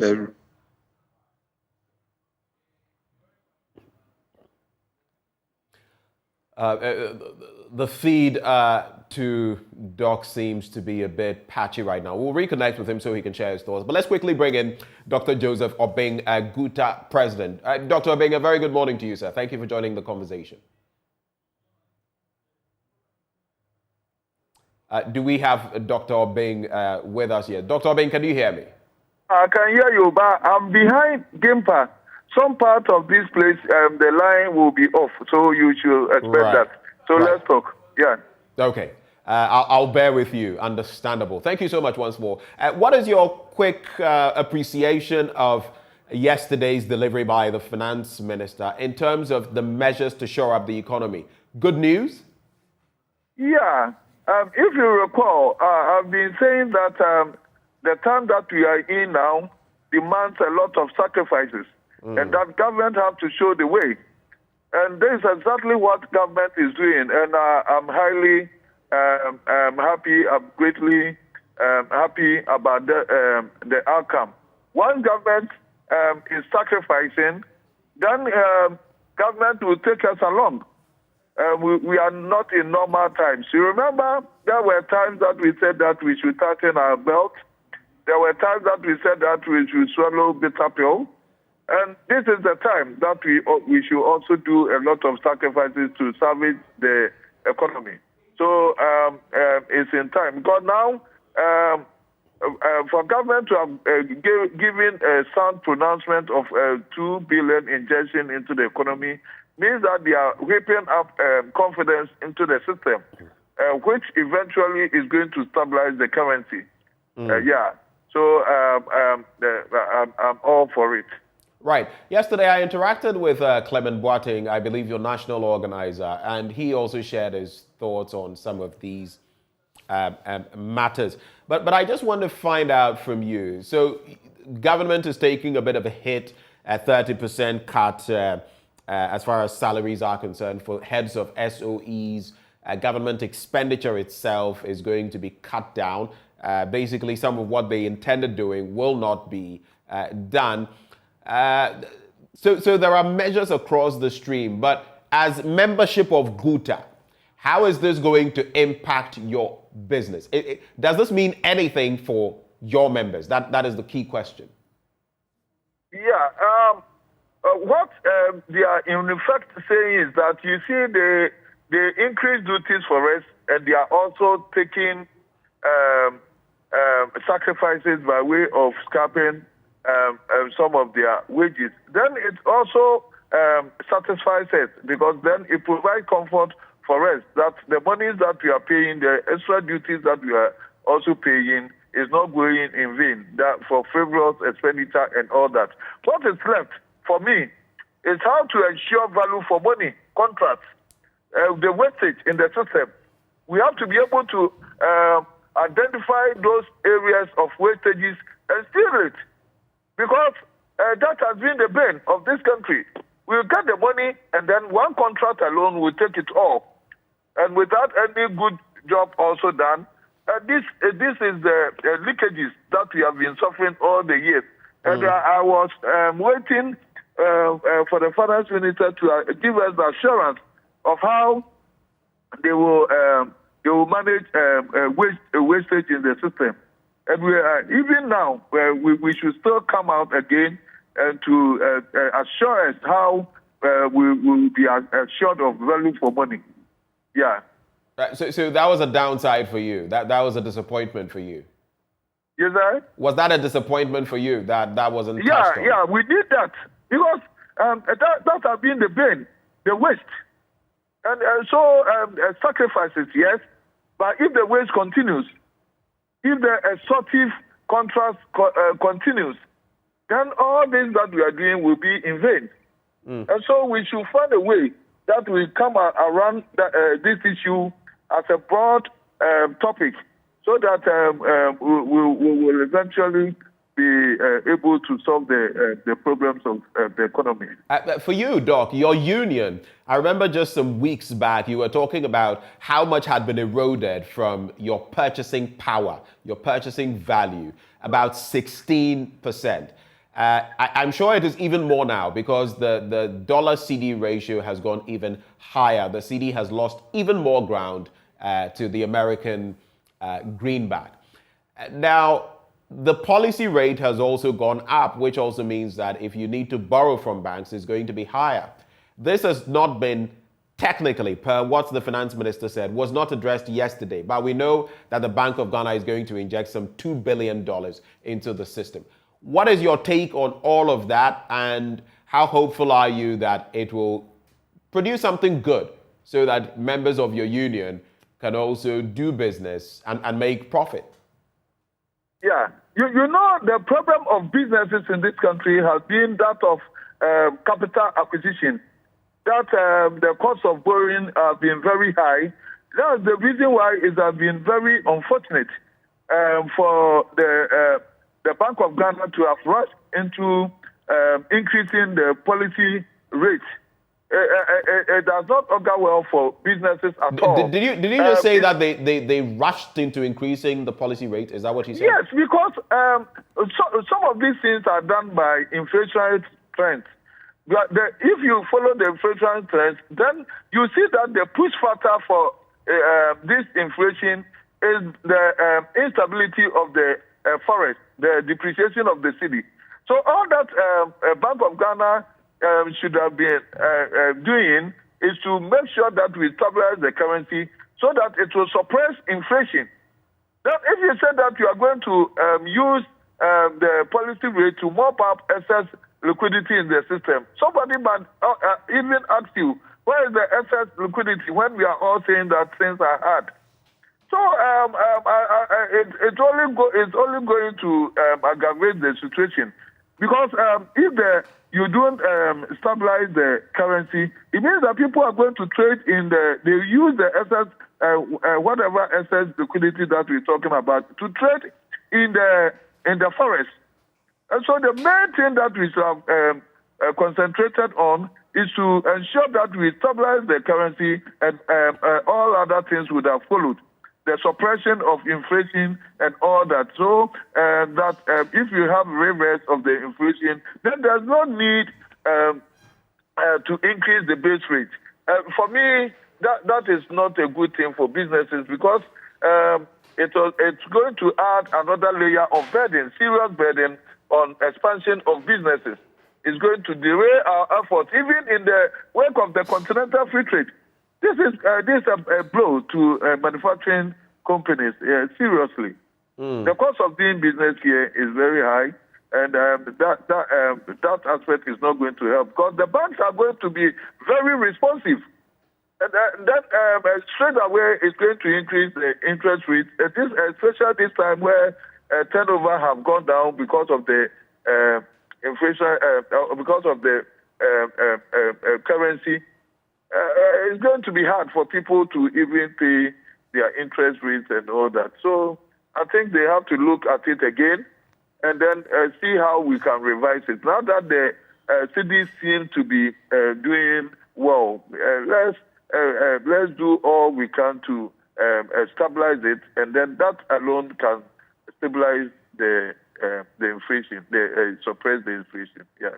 And you say that is a big blow to companies. So are you, now that we see the CD appreciating marginally, yes, and we hope that it will continue so that it can get to the levels at which it was before, maybe a 5 or a 6. I feel that would be better for your group. But we've been told that within about a fortnight or maybe a month, we should really see the CD shore up. Are you optimistic that would happen in about 2 weeks or a month's time? Do you think we can bring the CD back to, let's say, a 5 or a 6 to the American dollar? How optimistic are you from everything you see? It's very, very possible, because most of these things have been negative speculation. You see, now we have to talk about the gains that we are getting in the city now and speculate positively. But people do unnecessary speculation. You know, when it comes to money matters, speculation is very, very important. And that's why it raised the panic buying and all that. You see, with the information that you are going to put in $2 billion US dollars, it has brought confidence into the system, and people who were holding the monies are all bringing them back. So we have to ensure that we all are involved. We should be able to manage how we speculate around the depreciation. Otherwise, it will cause problems for all of us. So it was panic buying, and now the confidence has come. It's going down, and it will go down even further. It will surprise all of us. Once that we are making the injection, if you trade in it, you are going to lose your money. Thank you, Dr. Obeng, for joining us for this very important conversation. Thank you so much. And we wish you and your members the very best. Let me now engage Fritz Moses, who is with the IES. For you, Fritz, how excited were you on the back of developments yesterday? The minority has not exactly been excited. They have said that these measures will not do much, some of them knee-jerk reactions, and that even the sums we're hoping to raise, the 3.5 billion Ghana cedis, on the back of some of these economic adjustments, will not result in securing or saving 3.5 billion. As a policy analyst, how do you read what happened yesterday? What is fact? What is fiction? All right. Thank you, and good morning to your viewers. So I think for us at IES, what we've been clamoring for is, of course, government's ability to cut down on its expenditure, its current expenses on the energy side, and of course also to increase potential for more revenue generation. I think one of the things that we find very enthusiastic or very, very encouraging is the renewed commitment to continue and, of course, conclude the review of the capacity charges on the various ITPs. We think it's something that has taken far too long, because remember, somewhere in 2020, the ITPs came out saying that due to some $600 or $700 billion that was owed to them, they're going to shut down the operation. So if we can quickly conclude on those negotiations, we think we will be able to rake in the revenue that government is expecting around $1 billion by the third quarter of the year. I think these are some of the measures that government can actually look in increasing revenue. Of course, they cut down on the 50% cut down on 4 coupons for government appointees. So it's a commendable effort. I mean, we see how wasteful some of these expenditures have been, and some of these executives or appointees have been in the use of petroleum or poor coupons. It's something that we can actually commend. But of course, government is looking at how we can also reduce its role in the current wastage that we see. Unfortunately for us, we see that for we, the consumers, I mean, for the average Ghanaian, the citizens, how government can actually help, or rules or actions of government that we were expecting to be kicked in to help pushing us in these trying times, in these difficult times, where we've all seen the consistent rise in prices of petroleum products, petrol, diesel, LPG, for the past few months. I think the actions mentioned were woefully inadequate. I mean, look at the fact that the finance minister also alluded to this fact, that prices of petroleum products had risen just this year alone by 59%. And so we've seen that for diesel, there's been an addition or an increase in price of about 4 cedis. When we started the year, around 7 cedis. Now we are around 11 cedis at some OM, and that's unfortunate. We also look at petrol, and we've also added about 3 cedis on the price, also around 7 cedis earlier in the beginning of the year, and we are close to 10 cedis now. And these are the real facts on the ground. But unfortunately, of course, we know also that the price would have includes taxes, margins, and levies that government has imposed, and these account for some 2 cedis 43 pesos on the price of petrol, and some 2 cedis 41 pesos on the price of diesel. And so, if government was really committed and looking at how it can actually help you consumers by cushioning us, of course, by also looking at the removal of some taxes, we are expecting government to do at least a 1 cedi reduction on its components in the price. We have, of course, the price stabilization levy of about 16 pesos. We have the boss margin of about 9 pesos. We have the UPPF margin. We also have the primary distribution margin, the store market margin. And these are things that we actually thought the government was going to look at. And of course, the sanitation and pollution levy, which were all things that we were wanting the government should review. And of course, we've heard all other communications from even the transport unions, some other entities also speaking on the fact that the government can actually do away with these things. If not in the long term, perhaps in the short term, like we heard the finance secretary for the next 3 months, the cuts that they are making on some of the taxes. I think it could have gone further in helping us, in helping consumers. Just to clarify, you feel they could have gone further in what? In reducing the taxes on the price order, because if 2 cedis 43 pesos, it's pushing prices to around 9 cedis and 11 cedis for diesel and petrol and diesel respectively. We think government could have done at least a reduction of about 1 cedi. Right. Thank you so much, Fritz, for engaging as a policy analyst with the IES, sharing his thoughts that he feels government could have done more in certain areas, for example, on the price builder. But let me quickly go to Dr. Esuming once more.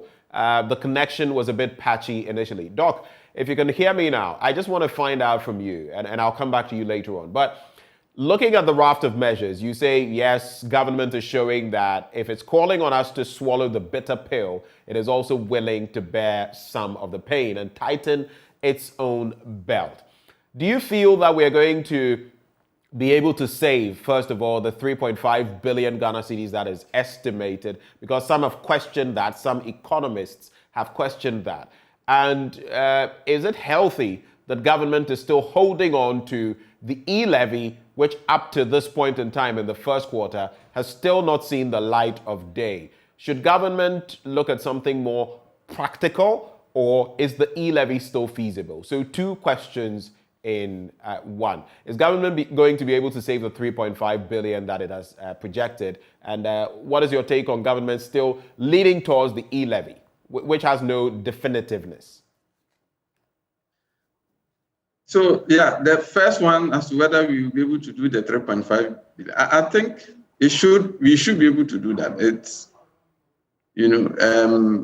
this is people who are appointed by the government, and if the government is saying at this point we are in difficulties, that we should do some cutting. I think that part should be able to happen. As for the e-levy and whether we should still keep it, I have consistently said, even though we need as much revenue as we can get, I wouldn't support the e-levy as we have it. But at the same time, I can understand why the government is very insistent on having the e-levy. Of all the revenue measures that were announced in the 2022 budget, the e-levy will be by far the easiest to implement when it's passed, and the one that will give the most revenue very quickly. If you look at the does that mean, very quickly, just to interject, pardon me, I've heard some analysts say that government is looking for the lowest hanging fruit. Does that mean we are looking for low-hanging fruit in this perspective, in terms of the e-levy? Is the lowest hanging fruit and we're going for it? Yes. If you look at all the alternatives that they identified in the 2022 budget, the e-levy is the lowest hanging fruit, is the easiest one to collect. But, I think so. There are question marks as to whether they will be able to raise the amount of revenue and whether they will actually get the numbers to pass the e-levy. So, I mean, that question is still there. From my point of view, I will understand why, not given our urgent need for new revenue, why there's still a lot of focus on the e-levy. That's not to say that I think the e-levy is the way to go. I think what we have been doing for a long time with the digitization and the attempt to link our systems and records so that everybody in the informal sector, whatever you do, you'll be captured some way, somehow by the GRA, and you'll be made to pay your taxes. I think that's the long-term solution, not necessarily the e-levy. I don't think the e-levy will raise the amount of revenue government expects that it will raise, even though the government still remains adamant. But under the circumstances, you can understand that one will bring in the revenue very quickly, and then to be able to show up our expenses. Some have said that the adamance is coming from the finance minister himself and that they should look at other things. I mean, how practical is it to continue going on that tangent when 3 months into the year, and mind you, this was hoped to be passed sometime in November, thereabouts, last year. We entered the final year. It's been basically 4 months and it hasn't seen the light of day. Is it practical to keep going on that tangent?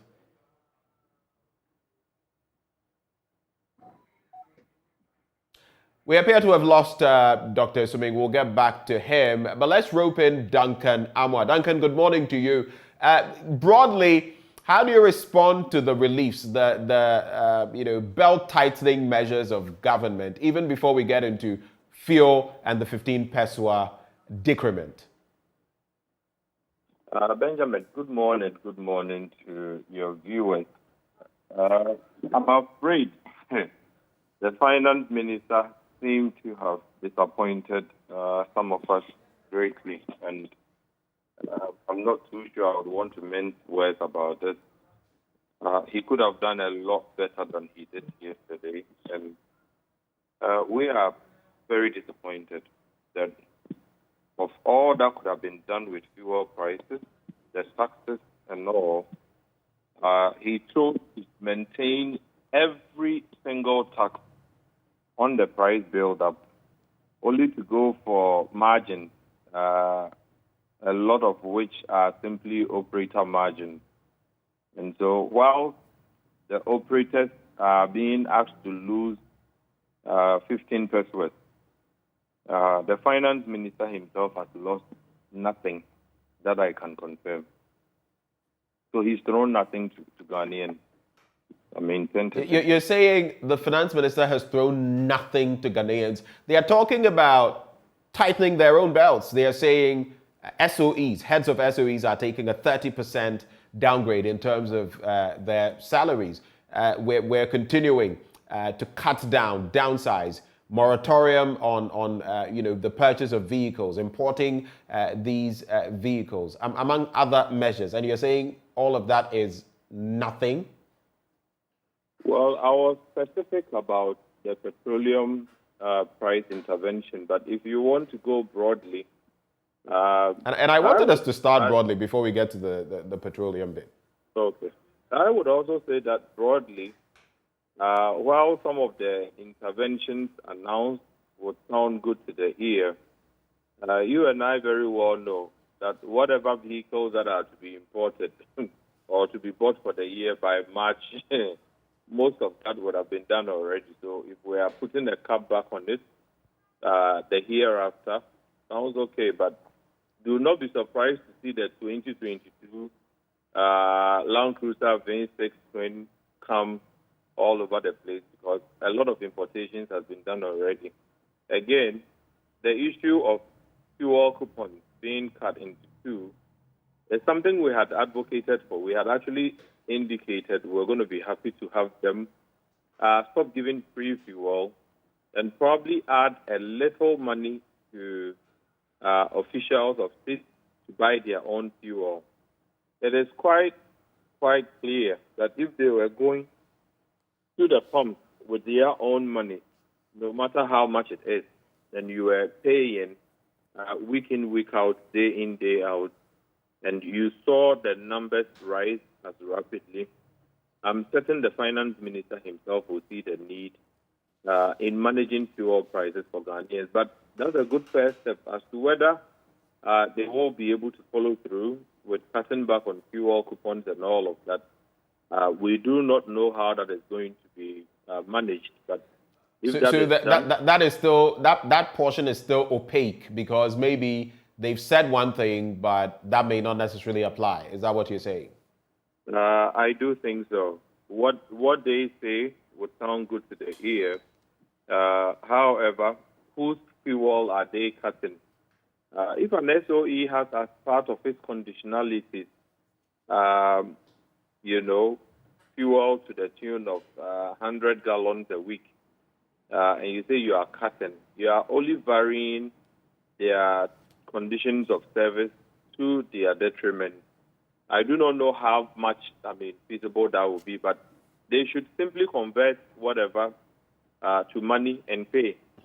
Once you pay them the money and they go to the pump, instead of going to fetch with fuel coupon and they are paying, and if they paid 1,000 to fill their tanks this week and the following week is going to 1,300, 1,500, they themselves will see the need also in adding their voices to the cry by the poor Ghanaian.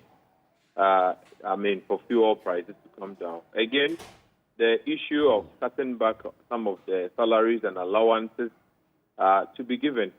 Benjamin, good measure, but there are quite a good number of Ghanaians who don't even have salaries to be cut.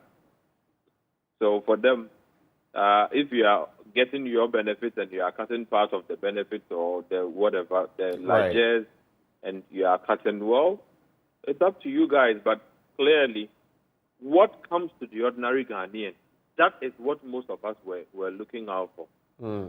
In other countries, they are quite certain that times are rough for them. And so France will put out 2 billion to say, look, I'm going to be able to offset about 17, for every liter you buy, I'm going to offset something for you. That is what they are putting back in the pockets of the ordinary people. I am not certain the finance minister did put anything really, really significant back in the pockets of the Ghanaian. Aside, they cutting their own appointees' benefits and all of that. What exactly comes to Benjamin and myself sitting here? We didn't get any sense of that. We didn't get anything. We'll quickly get into the 15 peso bit and how this will impact OMCs and all of that moving forward. But very quickly, so are you suggesting that the 50% cut to fuel coupons, you would have wanted a 100% cut? I mean, from the way you started, you said you wanted it taken off so that they would bite the bullet, feel the full pinch of it. Would you have preferred that they have a 100% cut? So go for your own fuel. I mean, for individuals, a lot of the public workers in here. As the leader of the government purse, we would have been happy to hear the finance minister himself say that he is going to forgo all such benefits and he probably would also forgo every other. Just to be quite clear that he is indeed setting an example and a precedent to follow, especially in these difficult times. But if it is cutting across board, Benjamin, if somebody is taking 100,000 already and you cut them by 30, they are so comfortable as opposed to the other person who gets less than 1,000, right?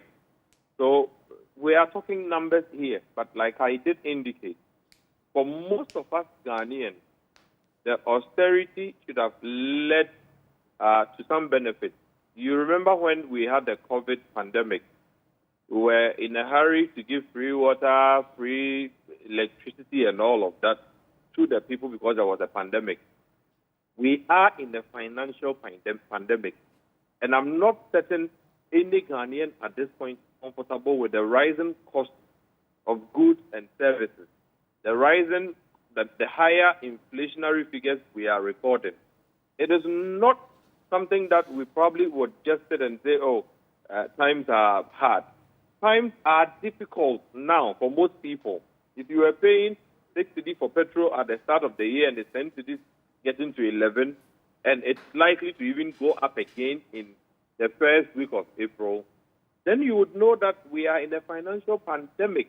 And the least we would have expected will be what the state is doing for all of us to ensure that at least we keep our heads above water. Right. Not much of that, Benjamin, sadly. Okay. Now we started the year in terms of the fuel prices. We started the year at around 6 cedis and 60 pesos per litre. We're hovering around 11 cedis per litre now, almost an increment of close to 5 cedis. How much was shaved off? 15 pesos. What does this mean for the OMCs? And to cap off the conversation, where else could they have gone in terms of the petroleum price buildup or the tax buildup? Where could they have made more cuts to cushion the ordinary Ghanaian? Well, so Benjamin, my good self and the team from COPEC, together with the team from Senior Hostess Chamber, the Seaboard, Madam Ivy Apia and Elton Ducey, met the National Petroleum Authority led by Mustafa Hamid, Perry Okujeto, Silla and Abbas, met with the Energy Minister, Honorable Dr. Matthew Poku Prempe, and the Deputy Ejafa Mesa, met with the Finance Minister, Kendo Kuriata, and the Deputy Charles Boahinedu, I'm told it, Deputy for State, and then Abena Osei, I'm told. We had a meeting on this on Monday, and as part of the discussion, we were asked to at least also discuss what we felt could be done immediately to mitigate the hardship on Ghanaians. We took the time to go through the price build-up one after the other. Some of the measures that we would have thought would give relief to Ghanaians included easing down on the overbearing taxes, not only margin. Taxes, not only margin. You have taxes. So Duncan, for the sake of time, which of the taxes could we have done more with, and maybe at what percentage? Briefly. That's exactly what I was coming to. You have taxes like the special petroleum tax. Right. That is 46 pesos. That tax had been introduced when crude prices were low and government needed a revenue, assurance. So it introduced that tax in order that it could make up for the crude that we are exporting, the prices it was getting. 46 pesos. We had indicated, well, you may not be able to give all 46, but cut it into two. Let government still collect 23, give the consumer 23. We were clear that you cannot continue to charge people stabilization and recovery levy because you are supposed to use part of that money to stabilize fuel prices by way of giving it to the BDCs when prices go up, in order that they do not add the new prices to the pump for Ghanaians. We have never done that. So don't continue to take 16 pesos for petrol, 14 pesos for diesel, when you can actually cut that one also into two and use part for your premix and RFO subsidy. So we were clear that you could have gotten 8 pesos for price stabilization, you could have gotten 23 pesos for the special petroleum tax. You could have also seen a net reduction of the sanitation and pollution levy, which is 10 pesos. We said times are not normal. People still pay for dumping their refuse anyway. Zoom Lion would come knocking, the assemblies would come knocking. So if you took out that 10 pesos for 3 months, it wouldn't hurt anything. We were quite clear that the newly introduced energy sector levy of 20 pesos could also give way. And so were we clear that the bust margin of 9 pesos was a bit too high and could be reduced to about, say, 4 pesos for 3 months, so that bus could operate as efficiently as the other private depots who do not get a peso from the Ghanaian, because they are simply doing what the other depots are also doing currently. Okay. You hold products for BDCs, you transmit, transfer, take your charges. So you are doing nothing differently from what the private depots are doing. We indicated 4 pesos. But look at the outcome. We decided that the taxes, we won't touch any of them. We have gone for margin. The UPPF is a margin paid to oil transporters. At the time that prices have gone up, right, we have reduced their transport rate. So what fuel are they going to now use to transport the fuel across, the country? Right. PDM is also a transporter's margin. You've reduced the PDM also. At the time fuel is up at 10 cedis. You've reduced it. So what fuel are they now going to buy to transport the petrol from Accra to Wa to Paga to Ouagadougou, everywhere else they have to go? Right. So, interesting. Yes, there's quite a lot that will come up in the coming week. The margin would create a lot of issues for these operators, I'm certain. Okay. The taxes that would have inconvenienced the finance ministry at least for 3 months, he took not a peswa off, and that is disappointing. All right. Thank you. Thank you so much, Duncan, for sharing your thoughts there. Unfortunately, we don't have all the time, but interesting points you've raised. Let me wrap with Dr. Suming. And right after that, we're activating the phone lines to hear from you. What do you think about the measures that have been adopted? Is government tightening its belt enough? And the 15 peswa decrease at the pumps, how does that rub off on you? You'll be sharing with us shortly. But Dr. Suming, so moving forward, 15 peswa decrease when it comes to what we're getting at the pumps, the value, and then the generality moving forward, how this is going to impact our economy. So focus on 15 peswas decreased, and then what do you look forward to moving forward in terms of this raft of measures that have been brought to bear?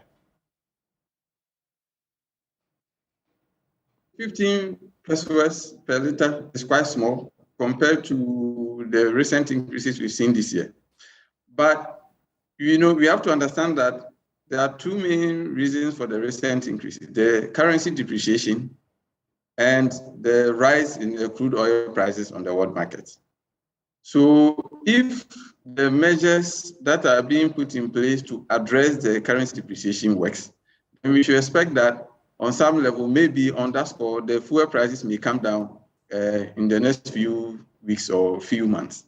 So that is clear. And then we also have to understand that the recent huge jump is really from the Ukraine-Russia crisis. So if in the near future that crisis gets resolved, it's possible that the fuel prices will come down. And I agree that what many Ghanaians were expecting was that some of the taxes would have been removed, but that wasn't done. So in terms of broadly going forward with these measures, I do hope that the finance ministry is really able to address the revenue measures that it has listed. I think that is very important. As for the expenditure measures, I think they are going to make only a small dent on our expenditure side. But it's the revenue measures that are important. Finally, we didn't hear too much about what will be done to address the real sector of the economy. The finance minister kept saying that the economy grew reasonably well, especially in the third quarter, 6.6. That is true. And we have been growing, before the COVID, the economy had been growing at a reasonably good pace. What has not been happening, though, is that the growth has been transformed into job creation for the teeming masses. And I think that has to be addressed. It's not enough to keep saying that we are growing at this much. The sectors that have been growing, ordinary Ghanaians have not been benefiting as much as they could have. So, it's okay to say the growth levels are fine, but we need specific measures to ensure that we reduce our dependence on imports. That didn't get too much mention. Obviously, the finance minister chose to focus on the relatively short-term measures that will address the government finances side. But what we need going forward is an economy that is growing, generating a lot of jobs, and then increasing our production to the extent that we are going to cut down our imports. The 2 billion loans that we are going to get is not going to be the long-term solution to the cedi's problem. Because if you check over the last few years, what has been happening is that every first quarter, we take an euro bond, and that was what has been shoring up the cedi. If we do this, if we get this 2 billion and the cedi stabilizes, and by next year, we resume our old habit of importing everything and the economy being heavily dependent on foreigners and foreign investment, then we will come back to the same problem. Because the underlying problem of we importing so little, we exporting so much compared to our exports, will resume the depreciation of the currency. So I think while we are taking these relatively short-term measures, we also have to take the medium to long-term measures to strengthen the productive base of the economy and to ensure that the economy is producing a lot and Ghanaians are heavily involved in the production so that we diversify our exports. That didn't get too much mention. And I think going forward, that is an area that we have to address strongly.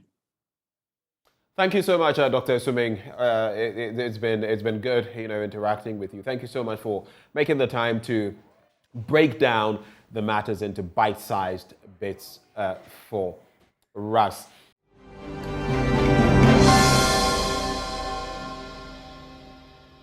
So we're going to do this. We're going to reach out to you. We're coming to somewhere near you, Circle, the Kwame Nkrumah Circle area. My colleague Ernest Kojomenu is going to be out and about. He's going to be sampling some views of people like you, ordinary folk out there.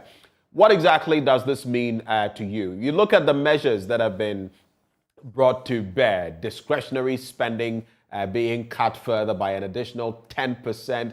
And the fact about the fuel coupons, you heard Duncan Amwa saying there that they should be scrapped in totality. He was expecting that Finance Minister Ken Ofori-Atta would actually himself say, I am setting an example and I am going to scrap it, even as an individual, for symbolic purposes. But that didn't happen. As you can see, more measures in there. Government, eliminating ghost workers from the government's payroll, imposing a complete moratorium on the purchase of imported vehicles for the rest of the year. But it has also been said that the purchases that have already been made, those en route, will still come into the country. But of course, it means henceforth, no more purchases will be made. There's also, when you look at point 5, a moratorium has also been imposed on all foreign travel except pre-approved critical or statutory travels. And this one is interesting.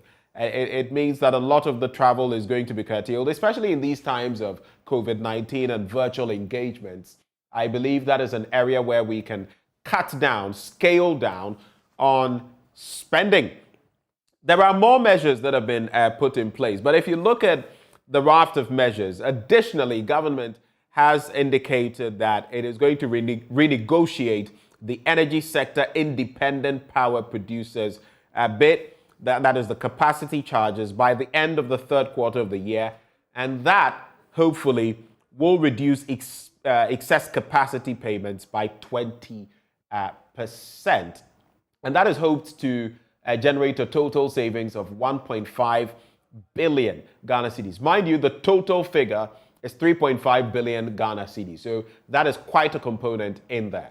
You look again at point 8, there's talk of imposing another moratorium on the establishment of new public sector institutions by the end of April 2022. What that means is that no new public sector institutions will be brought to bear following from April this year. And again, there is a move to prioritize ongoing public projects over new projects. So instead of starting new ones, there will be an attempt to prioritize the old ones. And finally, ministers and heads of SOEs, state-owned enterprises, will be contributing 30% of their salaries from April to December 2022. Well, let's take it over from here. Ernest Kojomenu is somewhere out and about. Some reliefs with regards to the increase in fuel prices, which would then affect transport fares, which is very keen to for many Ghanaians here. And so we are here at the taxi rank inside the Kwame Nkrumah interchange. We'll speak to a few people to find out what they make of some of the measures that has been announced, especially the 15% reduction in fuel prices. Let me speak to some of them here. Good morning. You're live on JoyNews. What do you make of the measures announced by the finance minister? Actually, I have no idea about what's happening. You have no idea. 15 pesos have been taken off the fuel prices. What do you make of that? Is it affecting the fare right now? Because we are still paying the usual one. Since the increments, that's what we are still paying right now. That won't be immediate. But do you think the margin is good enough? 15 pesos. Yes. So I think that's very low. You could have increased it quite higher than what we have right now, the 15%. Yeah. There were other measures as well. Government is cutting down on expenditure. Altogether, it hopes to save about 3.5 billion cedis to help the economy. There's a ban on travels. Fuel coupons are being reduced by almost 50%. Do you think these are good measures that will eventually help save the economy? Well, it's going to be a very good thing, but if only the transport services, that's the drivers and those things, if they will affect the deduction, like they would reduce the transport, the fares. Okay. So, for instance, if the government reduces the thing maybe a certain percentage, usually these people will continue taking the usual fares. So if they will actually enforce and ensure that after the government has reduced it, it will also affect the normal one. I think that's going to be a good thing. But if we don't experience it as the citizens, then it's actually going to make no difference. So clearly, Benjamin, it appears that fuel prices and its effect on transport is very keen for a lot of the people here. Let me speak to you briefly. Okay, so she says she's not interested because she didn't listen to the finance minister. Boss, thank you for joining us here on JoyNews. Yesterday, I'm sure you listened to the finance minister. A number of measures introduced, 15 pesos taking off fuel margins. Government is cutting down on expenditure altogether, saving some 3.5 billion cedis to help the economy. A step in the right direction? I think so. I think it's a step in the right direction. The 15 pesos reduction isn't enough, but I think as time goes on, there will be a massive reduction in the fuel prices. And government also has placed a ban on foreign travels. There's also a cut in fuel coupons by up to 50%. These are all measures that government has announced to make sure that it saves the economy from collapse, from imminent collapse. You think that these are pragmatic measures that will eventually, bring the results that we all desire? I think so. I think all these measures are going to help us at least reduce some expenditure from what is happening in the country now. I think right now the country has been, the hardship is too much, and this reduction are going to, in a way, increase our income a little bit. Okay. Yeah. All right, thank you very much. So a lot of them here are very much interested in the fuel, prices and its effect on transport. Good morning, sir. Good morning. My son is Pakwisiakom. Okay. So what do you make of the measures announced by the finance minister yesterday? Oh, my only problem is there's going to be fuel cut. Price on fuel. But the drivers will never, let the passengers enjoy it. They will give a lot of flimsy excuses.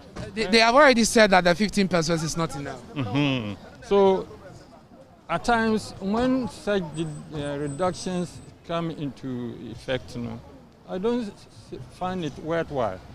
You understand? And the government want to help the citizens, so they must also try to sacrifice a little bit. From Circle to Accra, they are supposed to take two cedis, 30 pesos, but they are taking 2 cedis, 50 pesos. Okay. And when there is any increment again, they will base it on the 250. Okay. And these are some of the things the government should take cognizance of it. Okay. That's what I want. Appointees are going to sacrifice up to 30% of their salary into the consolidated fund. What do you make of that? That is a good example. Not only appointees, the chief executives, and most of them, some are even receiving higher salary than the president. And I don't think it augurs well at all. They must all try to sacrifice. So ultimately, 3.5 billion cedis government is looking to save by these measures. You have faith, you have confidence that this will eventually bring us some relief? Somehow, but if we don't take care, those who try to, we are putting money in a basket. Now, there is a big hole. The money will come, but people will siphon it. That's the problem that persists in Ghana. So we need to block the leakage. Yes, yes. And they know how to do it. Only they are reluctant to do it. That's the problem. Thank you very much, sir, for speaking to us. He's speaking on the number of issues announced by the finance minister yesterday. He's quite confident that ultimately, if these measures are put in place, then we may see the results that we all desire. But ultimately, he's asking that fuel prices, the marginal reduction that we've heard from the finance minister announced must reflect in the cost of transportation as well. Let's speak to a few other people and see what they make of the. Good morning, sir. You're live on JoyNews. Yesterday, the finance minister announced a number of measures to help, save the economy from collapse. I'm sure for you, the margins that have been taken off fuel prices is of keen interest. To me, if you look at this situation that we are, the amount of money or the amount of reduction they are talking of, that's not even really going to save anything. Because if you look at the increment of this transportation, this reduction will not even bring out any result to show that the transportation people or the drivers and this will reduce to the extent that we, as an ordinary person who earn just small, will live with this amount of money reduction. So to me, if they can do anything, I've heard that they said they're going to do reduction or pay cut of these government appointees. Up to 30%? Yes, I think that one would be the best. I can imagine me earning amount of 500 cedis at the end of the month, paying taxes, and somebody earning amount of over 8,000 cedis a month. Would I even pay tax? Would I even pay anything? You can imagine that. So sometimes I only feel like this, our country, we are really suffering. So you think that is a good step, a step in the right direction? The one that is good is the one that they are going to cut the government appointees, their salary to 30%. I think that one will help. And the fuel reduction, they should do something about it. The amount, the 50 pesos or whatever that they did, is not enough. Yes. Okay. All right, thank you very much. And so, Benjamin, it's very clear that fuel prices is of keen interest for a lot of people we are speaking to here at the Kwame Nkrumah interchange. And so these are some of the views that we've gathered so far from here at the Kwame Nkrumah interchange on the number of measures announced by the finance minister yesterday to help save the economy. And for Mr. Akon, who we spoke to, it will be important to block the leakages besides all the measures that we have put in place that he believes will help bring the results that we all desire. Benjamin, take it away. Ernest Kojomenu from the streets of Circle bringing us the details right there. Thank you very much, Ernest. Well, you can see us, we are rocking the shirt of the Black Stars, and that is our very next conversation. World Cup Qualifier. Ghana hosts Nigeria later today at the Baba Yara Sports Stadium. Question is, how will things pan out? Only time will tell, but we'll give you the scoop on the AM show right after the break.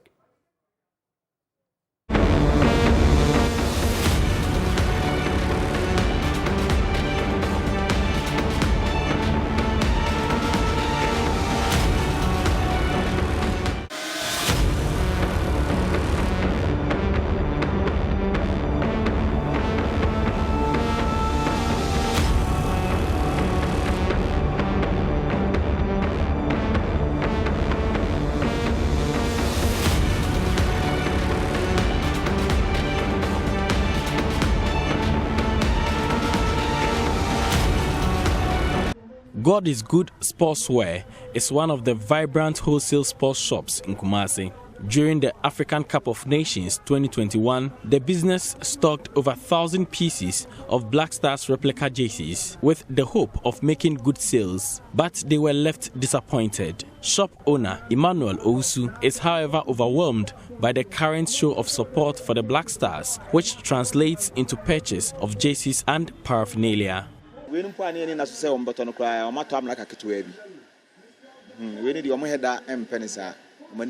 the yellow ones, which are not liked by many, are being accepted. For the white ones, they are almost finished. Moving the game to Kumasi has helped us.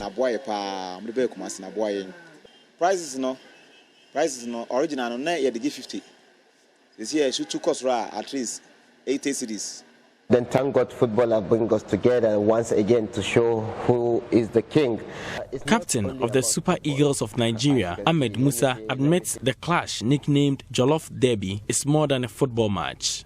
It's about politics, Nigeria-Ghana. It's about the jollof that you just mentioned, Nigeria-Ghana. About music, acting. What he said, you have fufu and you have eba. Which one people will taste very well? So it's like Ghana go to World Cup or Nigeria go to World Cup. Everybody wish in this West Africa that two of them go, but it come to a situation that one of them have to drop. And we are not going to drop. They have to drop, so they know it. And former captain of the Black Stars, Sami Osei-Kuffour, will rate the game as one of the biggest games on the African soil. I quite remember we have a game in Nigeria whereby Abedi Pele wasn't even in the team, but we put his name in the team sheet. And his name come on the, the scoreboard. So was a bit confused for the Nigerians. And by the time that they realized that he's not part of the team, they have already thinking about him, how to play against him and leave Odate Lamte and Tony Abuas. In 1955, Ghana beat Nigeria 7-0 in the Accra Sports Stadium. Dominating this fixture was legendary Baba Yara. Definitely for the jollof rice, I think I give it to Ghana because I enjoy their jollof rice very nicely. But for the football? For the football, leave it for Nigeria. They will win. Ifeom Achibion Agban has lived in Ghana for over a decade. He is married to a Ghanaian with kids. I remember a friend of mine told me that when Nigeria win, I should not pass his place again. I should pass the other way because he don't want to see me that I came and the Nigerian people win. And that's what he was telling me. So it is today. It's the World Cup qualifier, the Jollof Derby, if you like. Ghana hosts Nigeria later today at the Baba Yara Sports Stadium. But I have here in the studio joining me Muftau Nabila Abdullahi. He actually is here together with Mubarak, who will also be walking us through the strengths and weaknesses of the Black Stars team. Muftau, thanks for joining. Thanks for having me. And Mubarak as well. Now, we'll also go to Kumasi, where there's a lot we'll be bringing you from the Baba Yara Sports Stadium.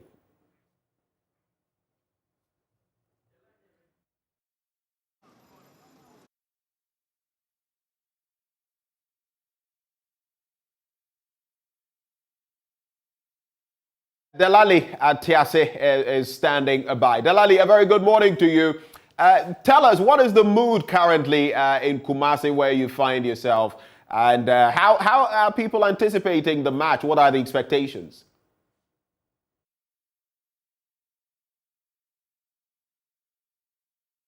All right, so we are here at the Baba Yara Sports Stadium in Kumasi. We've got just about some 8-10 hours to the game.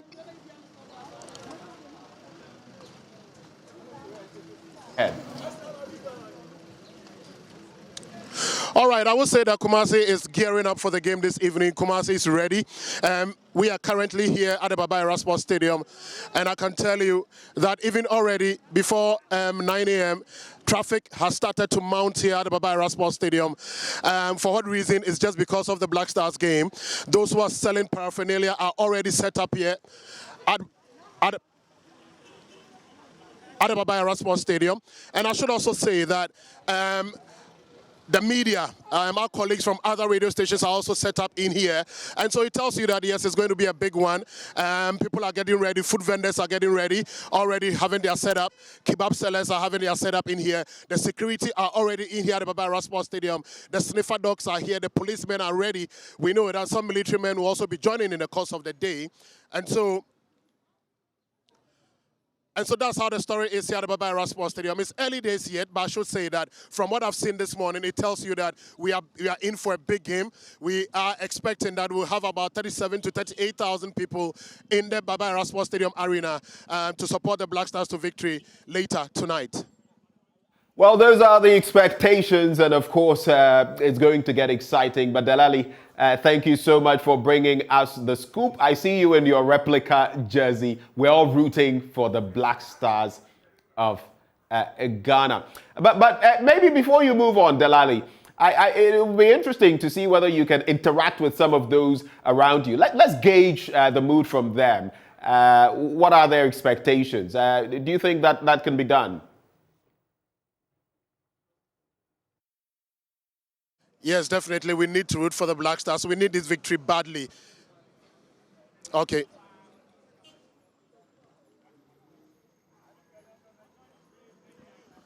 All right. We'll be doing that in a minute. Boss, hello. Can you come over? Let me ask you just a question about the game tonight. Why you are buying a jersey for Ghana, right? Just get closer to me.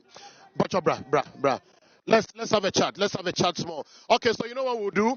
Give me just about some 2 minutes. Let's get some 2 or 3 people to join us in here and let's have a conversation. Let's gauge the mood in Kumasi. Just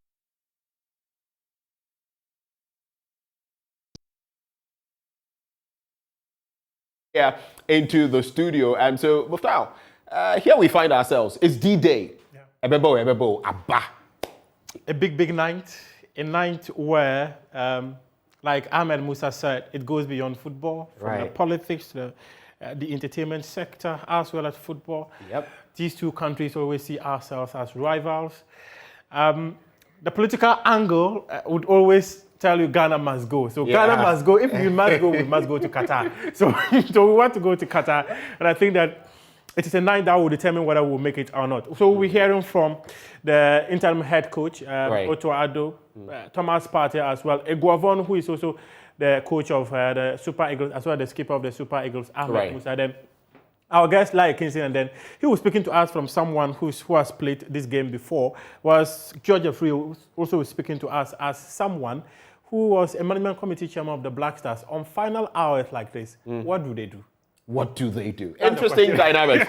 Well, Muftau, let's take it from there. Let's start with our guests and find out what exactly their expectations may be ahead of the game, or their assessment is ahead of the game. Then let's start with George Jeffrey, right? Should we? George, I think it's only fitting. George, talk to us briefly as a management committee chairman of the Black Stars, as someone who is also a former vice president of the Ghana Football Association. In final hours like this, what are some of the conversations you often have with these players? Muftau, good morning and good morning to your cherished viewers and listeners. In final hours like this, you are putting finishing touches to the team. Maybe at this particular time, the team should be at the breakfast. They'll be having their breakfast at this moment. They will retire back to their rooms for a brief rest, and then later they will converge again to do what normally the coaches will say, pep talk and video talking. And then maybe come back later around 10:30, 11 o'clock to have their lunch. And then from there on, they will also retire back to their rooms. And then we'll assemble somewhere around 12 o'clock to prepare for the match. Larry Kingston, please, you come in here. I remember in the 2006 African Cup of Nations, you were part of that team that lost 1-0 to Nigeria. In the 2008, again, I remember that double substitution from Claude Leroy, where you and Amini Dramani came in, and you were what many people have described as the game changers, as Ghana came from behind to beat the Super Eagles 2-1. Just tell us briefly, as a former player who has been part of this contest, what are the butterflies like in moments like this? Thank you very much, Muftau. First of all, I would like to greet my boss, George Jeffrey. It's been a while. Still fresh. Like a long time. Muftau. For me, I think this kind of game is very, very important for the country, both countries. And we all know that it's a very big game on our continent. At this time, I think it's the things that will be going through the players' mind. A lot of things will be going through their minds. They know that it's a game that will put them on the world map, especially in the minds of Ghanaians. You know, because we all know the competition and the challenges against Nigeria. Yeah. I have been very lucky to be part of games against Nigeria, and sometimes you always have to make the tension and the pressure make you than to break you. For me, I think though every game that I've played against Nigeria, I've bring the best brought the best out of me, because I know it's a big game and I know there is no way we have to lose to Nigeria, because when we lose, we know our country, we love football, and we have to lose. They will accept us losing against other countries, but not Nigeria. We know the bragging right and everything behind this game. So for me, I think it's a big game for all of us. Even me sitting here, I'm tensed here. I'm putting myself in the shoes of the players, how the players will feel now. I think most of them have played top flight football, and they are still playing top flight football. So they have what it takes to stand this big game. But it's a game for people to come out and shine, and also it's good for me. I think it's good that we move the game to Kumasi, because we have our fan base in Kumasi is amazing. Yes. The way they support the team, and I've been following up with the build up to the game since they moved the venue to Kumasi. You can see Kumasi is up to light again. Yes. You can see supporters are happy, and even it's bringing a lot of positive vibe in Kumasi. So it's important game for all of us. And I'm looking forward to see a cracker today. Lai, I'll come back to you to speak to me from the technical perspective of what will take Ghana to win. But most often, the things are done by the administrators. They do the behind-the-scenes stuff that many of us do not have an idea about. George Afriyie, tell me, what will take Ghana to win this? From the administrative point of view. I strongly believe that the management of the team headed by the president of the federation together with the management committee, they've done everything they need to do at this particular hour. The preparation for such a crucial match starts right from the call-up, that is call-up of players to this particular match. And I would say that at this particular moment, with the technical team put in place, I've granted some few interviews where I've said that if you look at the composition of the present technical team, they've seen it all, and it would be very, very shocking that I would not see the team perform today. In terms of the technical ability, it's not in doubt at all. And matches between Ghana and Nigeria has some special. It has a special place in the heart of most of the players. And in situations like this, like Lai told you, the boys themselves are psyched up. The players themselves are psyched up. They know what is at stake. They know the expectations of Ghanaians. And so at this crucial moment, they will go in the match, especially playing in Baba Yara Sports Stadium. They are determined, they are willing, they are ready to sell themselves. They are ready to market themselves, put themselves on the world stage. They know what is at stake. So it makes the job a little bit easier for management. As for management, we need to put in place all the systems, everything that we need to do to make sure that this is an incident-free match. We have to do that. And at this present moment, I'm sure for all the indications and from all the news that come in from Kumasi, it means that we've put the Baba Yara scare behind us, because initially those who were the scare. Will Baba Yara be ready for the match? Now it is clear. It's been given a clean bill of health that Baba Yara is ready to host the match.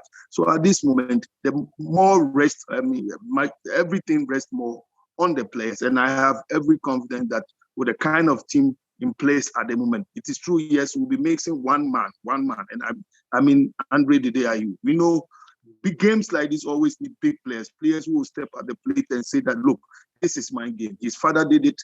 He's been able to do it in the past. And so games like this, yes, we'll be mixing him. But I have no doubt that Thomas Tepate, the Kudus Mohammed, that Daniel Matis will be able to make Andre proud and then go back to Nigeria to wrap up the game. So for me, I'm sure, I'm confident. I can see I'm in my Ghana shirt already, and I believe clearly that the boys are ready for the game. Ghana. George, just hold for us, and Laia Kingston as well, just hold for us. We'll be right back to you. But let's go back to the Baba Yara area in Kumasi. In fact, we have Delali Atiase there. He's going to be engaging a few people on what their expectations are ahead of tonight's match. Delali, if you can hear me, let's hear from some of these people and what they've been sharing with you.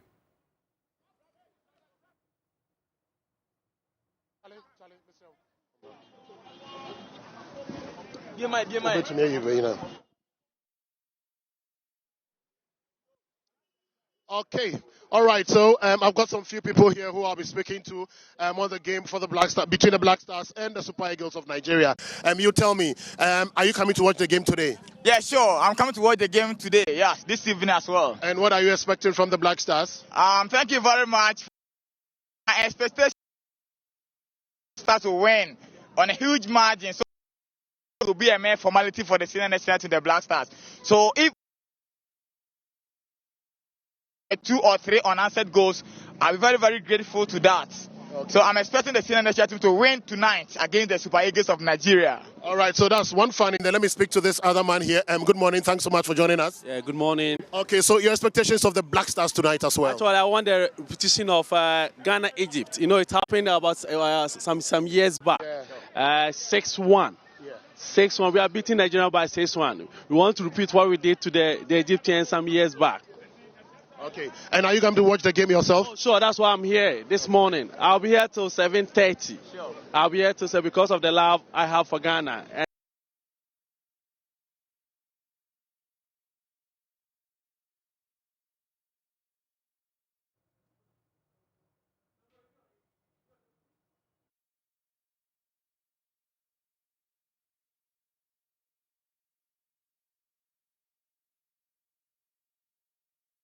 Mojide say 2 goals there obo baby awu edam kon 2 goals in the fa baby a intena be free akon de na 2 goals na su ejidie ntia su to bia kan akoma to ne yam afa wie 2 goals na afa wie.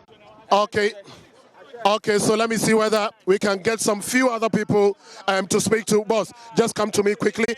What are your expectations of the game from the Black Stars tonight? It is very, very unfortunate that we are missing some key players, but I strongly believe, looking at how Otuato and his technical teams members, they are grooming the players and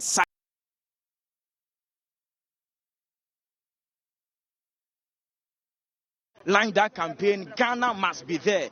Ghana must be there. I believe with this idea and with this campaign, boss, Ghana needs to win in this particular encounter. But do you sincerely think that Ghana has what it takes, our current team, to beat the Super Eagles? For sincerity's sake, I would say no, because the Super Eagles, they are the overwhelming favorites. With the kind of quality they possess, the kind of players they brought in here, as compared to the Black Stars of Ghana, I can say it should go for Nigeria. But as patriotic as I am, I'm wishing the Black Stars to even turn the impossibility to possibilities, that is by winning today. Okay, I have some other fans in here that I'll be engaging as well. I know they are all here because of the Black Stars. Now, gentlemen, good morning to you. We are live on Joy TV. Tell me your expectations of the Black Stars tonight. Today, I'm expecting Black Stars to win 3-0. So that we take the 3 goals to Nigeria. All right. And your expectation as well? Oh, man, I need the walloping. We need to wallop them, whitewash them, demolish them. At least 4 goals wouldn't be bad. Okay. And you? At least maximum of 4 goals will be better for Ghana Black Star today. All the way coming from Tema, a Wolf fan base. Yeah, this is one of our CEO. So we are coming to support the Black Star to win 4-0 against the Super Eagles of Nigeria. All right, so you heard it from them. They are all coming all the way from Tema to come and support the Black Stars. And you should tell us now. Yeah, we also, our agenda is to win 3 goals, 2 goals. We are okay. 3 goals is okay for us to qualify. No, we are here in Ghana. We are a fan base. So at least probably 3 goals is okay for us. Okay. All right, so you are expecting a 3 goal to score for you tonight? DKK, Daniel Kofitre, who will be the poster boy today. Okay, all right, thank you. Okay, so, these are some of the fans here in Kumasi that we're speaking to. As I said earlier, the time, we've got about some 9 hours ahead of us, but already people are trooping into the stadium. Some are here to buy paraphernalia before kickoff. Others also just want to gauge the mood at the Baba Sports Stadium before the start of the game. So it's going to be an action-packed day here in Kumasi, and we are sure that the Black Stars are going to give us the deserved victory that will take us to Abuja just to make sure that we qualify to the 2022 World Cup in Qatar. From the Barbara Sports Stadium in Kumasi, my name is Delali Atiase. Well, Delali Atiase there, bringing us the scoop from the Babayara Sports Stadium and its environs, and a lot of people very optimistic. Look at those headlines or the scores that people were projecting. 4 goals to nothing and all of that. They're very optimistic. But it's good to be optimistic. I think it's really great. It's really great for the team because if you look at the performance of the Black Stars at the Africa Cup of Nations, you will expect many supporters to be very pessimistic about what this team can do, especially if you take a look at the caliber of players assembled by the Super Eagles technical team. But for them to be very optimistic that Ghana can win 2, 3, 4, and some even wanting the result that Ghana had against Egypt, the 6-1. Well, that would be miraculous. But let's rope in Otoado now, if we have him, the Black Stars coach, Muftau. Yeah, let's hear from Otoado, who has been speaking. He says that he understands that many people are skeptical about the team because of the performance at the African Cup of Nations, but he's very confident that his plan will work out tonight. That people are skeptical because of the let's say the last bad tournament, so it's normal. But you know, where there's skepticism, there's a chance, and this skepticism, which was among the press or among a lot of people, made us actually work harder. So we have a plan. This is for sure. For sure, I can't tell the plan. Right now, you have to play the game, and then everybody hopefully will see. But football is football. You can play good, you can still lose. You can play bad, you can win. So first of all, me and the coaching staff, so we worked hard. The players worked hard to bring the plan on the pitch, and to make a high probability that we win. And we are very, very conscious about this. All right, so Otoado there letting us in on what to expect. We'll be bringing you some more of what some of the players have been saying, or those in the sporting sphere have been saying. But let me just bring in Laia Kingston briefly before we hear from some others. You were playing as an attacking midfielder. We have Daniel Chere, we have Mohamed Kudus, we have Idris Baba, all of them in the midfield. I just want to find out from you, looking at the midfield we have, do you feel it can stand the wrath of the Nigerians, looking at the other side and what they are coming with? I mean, what are your expectations in that regard? Thank you very much. For me, I think all the players that you've mentioned, I think they have a lot of qualities in their play. And then most especially, my confidence is with the technical team. I know this time around, the crop of technical team that Ghana is having, they've worked in an elite environment for some time now. So they will bring a very good tactical approach to this game because of the experience that they had, because of the environment that they've worked in. So they coming in with a very good plan. And all these players that you've mentioned, like someone like Kudus is playing in one of the best clubs in the world, Ayas. So for me, I think they have what it takes to beat any other team, not only Nigeria. And then talking of this special game, the coach, listening to him, I think he have a game plan for this game. And having a game plan for this game, not only the players that you mentioned, but it comes from the defense to the attack. And I believe with the experience and everything that you have, the technical team, what they bring in on board, the experience and everything that they have, I think they will have a very solid game plan in terms of how to press immediately they lose the ball, like apply counter pressure immediately they lose the ball. And also, I don't really know the game plan that they have, but looking at Oteado, the environment that he's working, he will play an attacking football, because that's what I believe if add up into his coaching traits, they'll play attacking football, which Ghanaians love. Laia Kingston, you say they'll play attacking football. I mean, some of the Nigerians have taunted us about our striking department, saying that they can even loan us some of their players and still beat us. But I just want to ask about the newbie. Felix Afenajan from AS Roma. What are your expectations of him? First time playing in Black Stars colours. Is it good that they don't know much about him? Yeah, it's very important they don't know much about him, and he's very good as well. And also the boy need to prove himself. His debut for the national team, I think he have to come out and then take his position.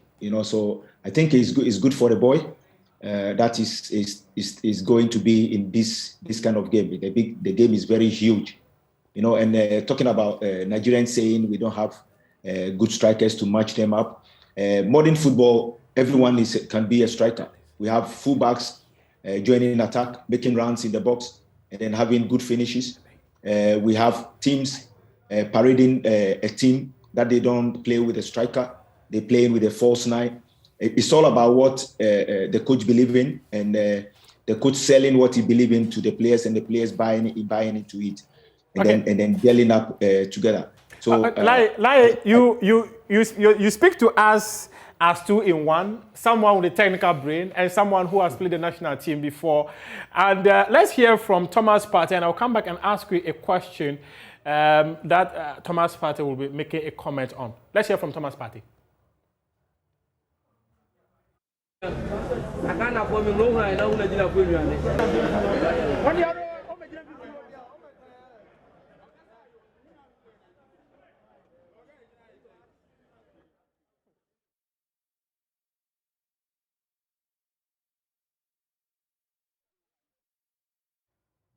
All right, so we'll be bringing you that footage from Thomas Partey shortly.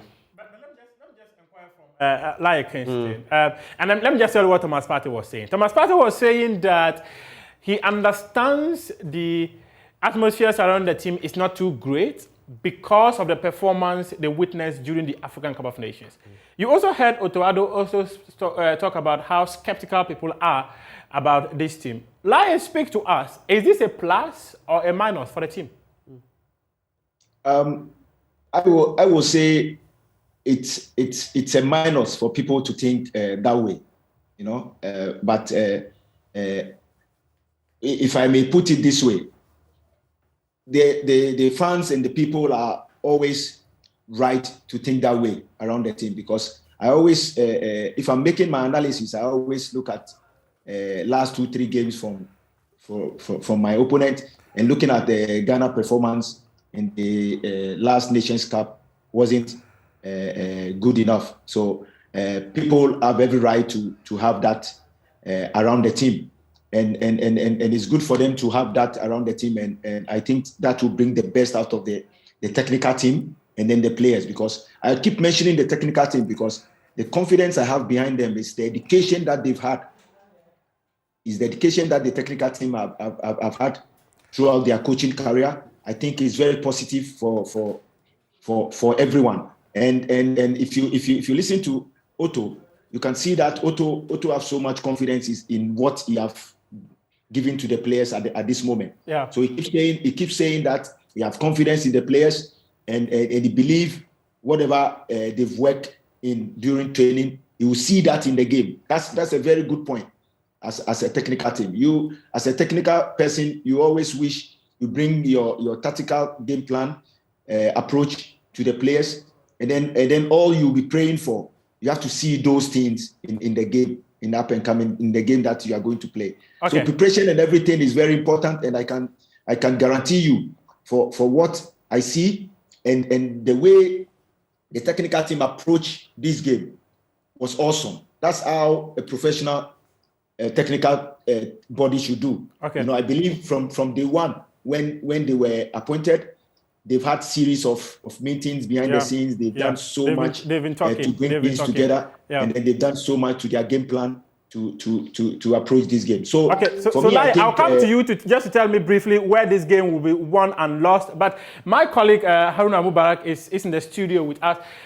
Mubarak, you have been going through the Nigerian team as well as that with the Black Stars setup. Speak to us from the analytical point of view. Where would the game be won and lost between Ghana and Nigeria?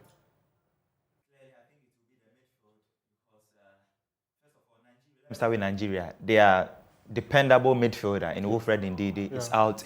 He's been injured, and they had to call Innocent Bonke. But Innocent Bonke is not Wilfred Ndidi. This is a guy that is the shield of the defense. When you look at the Nigerian team, they play high attacking football. So when you look at the average heat map of the players, they are usually in front, in midfield, in attack.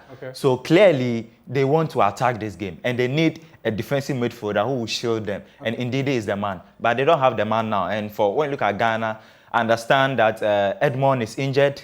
Baba Idrisu, I'm not sure how fit he is. But if he is fit, and with the likes of Thomas Partey and Mohamed Kudus, we should be able to dominate them in that role. So would you suggest that we should have a Partey and a Kudus upfield with Idrisu as the shield man? Yes, because you are playing against a very attacking team, let me put it that way. When you look at their squad, they have about 9 forwards. Chikwueze, the likes of Osimhen, Odion Igalo, Ahmed Musa. Simon. So many players. And they can decide to change the dimension and the dynamism of their play. So we have to get a defensive midfielder that would cover the defense. Then Partey with the role of carrying the ball forward. Mohamed Kudus, we know how technical he is. He's shown it so many times. When we have this midfield, I think we stand a chance. You heard like Kunsu talk about us playing attacking football. And you talk about how Nigerians too are very good upfield. Tell us, isn't it very risky for Ghana to go upfield, considering the strength of the Super Eagles? Is that not going to open us up, especially to counter-attack? I mean, because once you go forward, you expose yourself at the back. Play an attacking football. But this midfield would enable us to stifle the midfield of Nigeria. That's the point I'm making. We can't play attacking football against Nigeria, because when you look at our record, our defense is not good. We don't have a solid defense. They don't equally have a good defense. It doesn't matter, but they have a better attacking players. We don't. All our attackers, we've scored 9 goals, 7 assists. They have over 30 goals this season. We can't compare ourselves against Nigeria. So we have to be pragmatic. That is being realistic. We can't match Nigeria boot for boot in terms of quality. So if you were to be in the shoes of Otto Addo, give us your lineup. This is very difficult, but I would prefer Richard Ofori to be in post because he's done it. He's played so many AFCONs. I'll play Richard Ofori at right back. You see, for including Dennis Odo in the squad, clearly he has something to offer. So I've seen Yadom, his marauding runs is not so encouraging. Just speak it this way, without going into detail. Richard Ofori, Dennis Odoy, Alexander Jiku, Daniel Amate, the left back, either Gideon Mensah or Dennis Kosa. Yes, he has impressed me a lot. You prefer Dennis Kosa. In midfield, Baba Idrisu, Thomas Partey, as well as Mohamed Kudus. Then when we go upfield, we'll have Joseph Pinso, Fatah Isaku on the flanks, either Jordan or Afinajan leading the attack. I don't want to start Isahaku. He's a very good player, but I feel it's good to start him from the bench. I will start Jordan Ayew because when you look at the heat map of Jordan, he's usually on the right-hand side. But he doesn't score. He doesn't score. So right-hand side is to enable him dribble and then give us crosses. Exactly, so that we have a Fenajan. If you're giving the crosses, who not don't let it go? Fenajan should be able to do that. Please, do we have Georgia Freya back with us? He just sent me a message that he's joining us back. If Georgia Freya is not ready, let's hear from Laie Kingston. Laie Kingston, where would this game be won and lost? First of all, you know, I respect the gentleman's opinion. But for him to say we cannot match Nigeria, I can't boot to boot. I would not agree with him. I think, Laie, what he's saying is that when you peg the players, when you look at the quality of the squad we have now, the times when we had Michael Essien and the Sule Muntaris and the rest, I absolutely including yourself, on the BBC, and you are no longer the case. I mean, our squad now, if you peg them man for man, it is not a very balanced game. I know. I agree with you, but we have to look at the teamwork perspective. You know, looking at now football is played as a team, and then looking at it, for me, the reason why I said if we play attacking football will help us is if you're attacking well and your counter pressure is very solid, threatening opponent's box, I think you can control the game throughout. So if we attack and our counter pressure is very solid, I think we can cause Nigeria problems. If you come to defense, but now modern football have become either you are threatening opponent box, you have a very solid transition, either defensive or attacking, and then defending your box very, very well. So if you have a very good tactical game plan to every game, I think you can match every team boot to boot. But hey, I understand that Nigerian players are doing very well now in their various clubs, but Ghana Nigeria is always. Like you actually said they are more organized than us. If I say that, if I may say that, it will be like the performance they put up in the Nations Cup. Yeah. I think they did very well in the Nations Cup. You can see their wide player Simon is threatening, very threatening on the wide areas.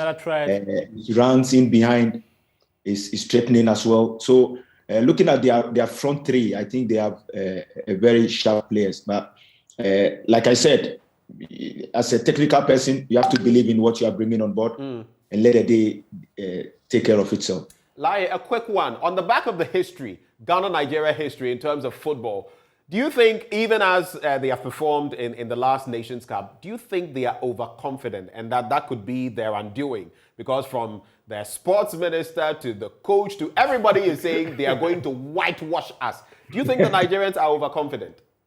I don't think so. I don't think they are overconfident because they know they have so much respect for Ghana as well. You know, all these talks and back and forth is more of a mindset game they are playing. You know, they know what we can do. We all know that the time that they have a solid team, you have Terrible West, they have Wanku Kano. They came to Ghana and then we matched them up with Accra Suffolk. You know, so they know Ghana Nigeria games are very crucial. So they will say all these things that they are saying, but they know they are going to face a tough side as well. Okay, they're going to face a tough side. You heard Ben talking about Eguavon. Let's hear from Eguavon briefly, just before we wrap up with the conversation. He says that their mission in Ghana is to qualify for the World Cup.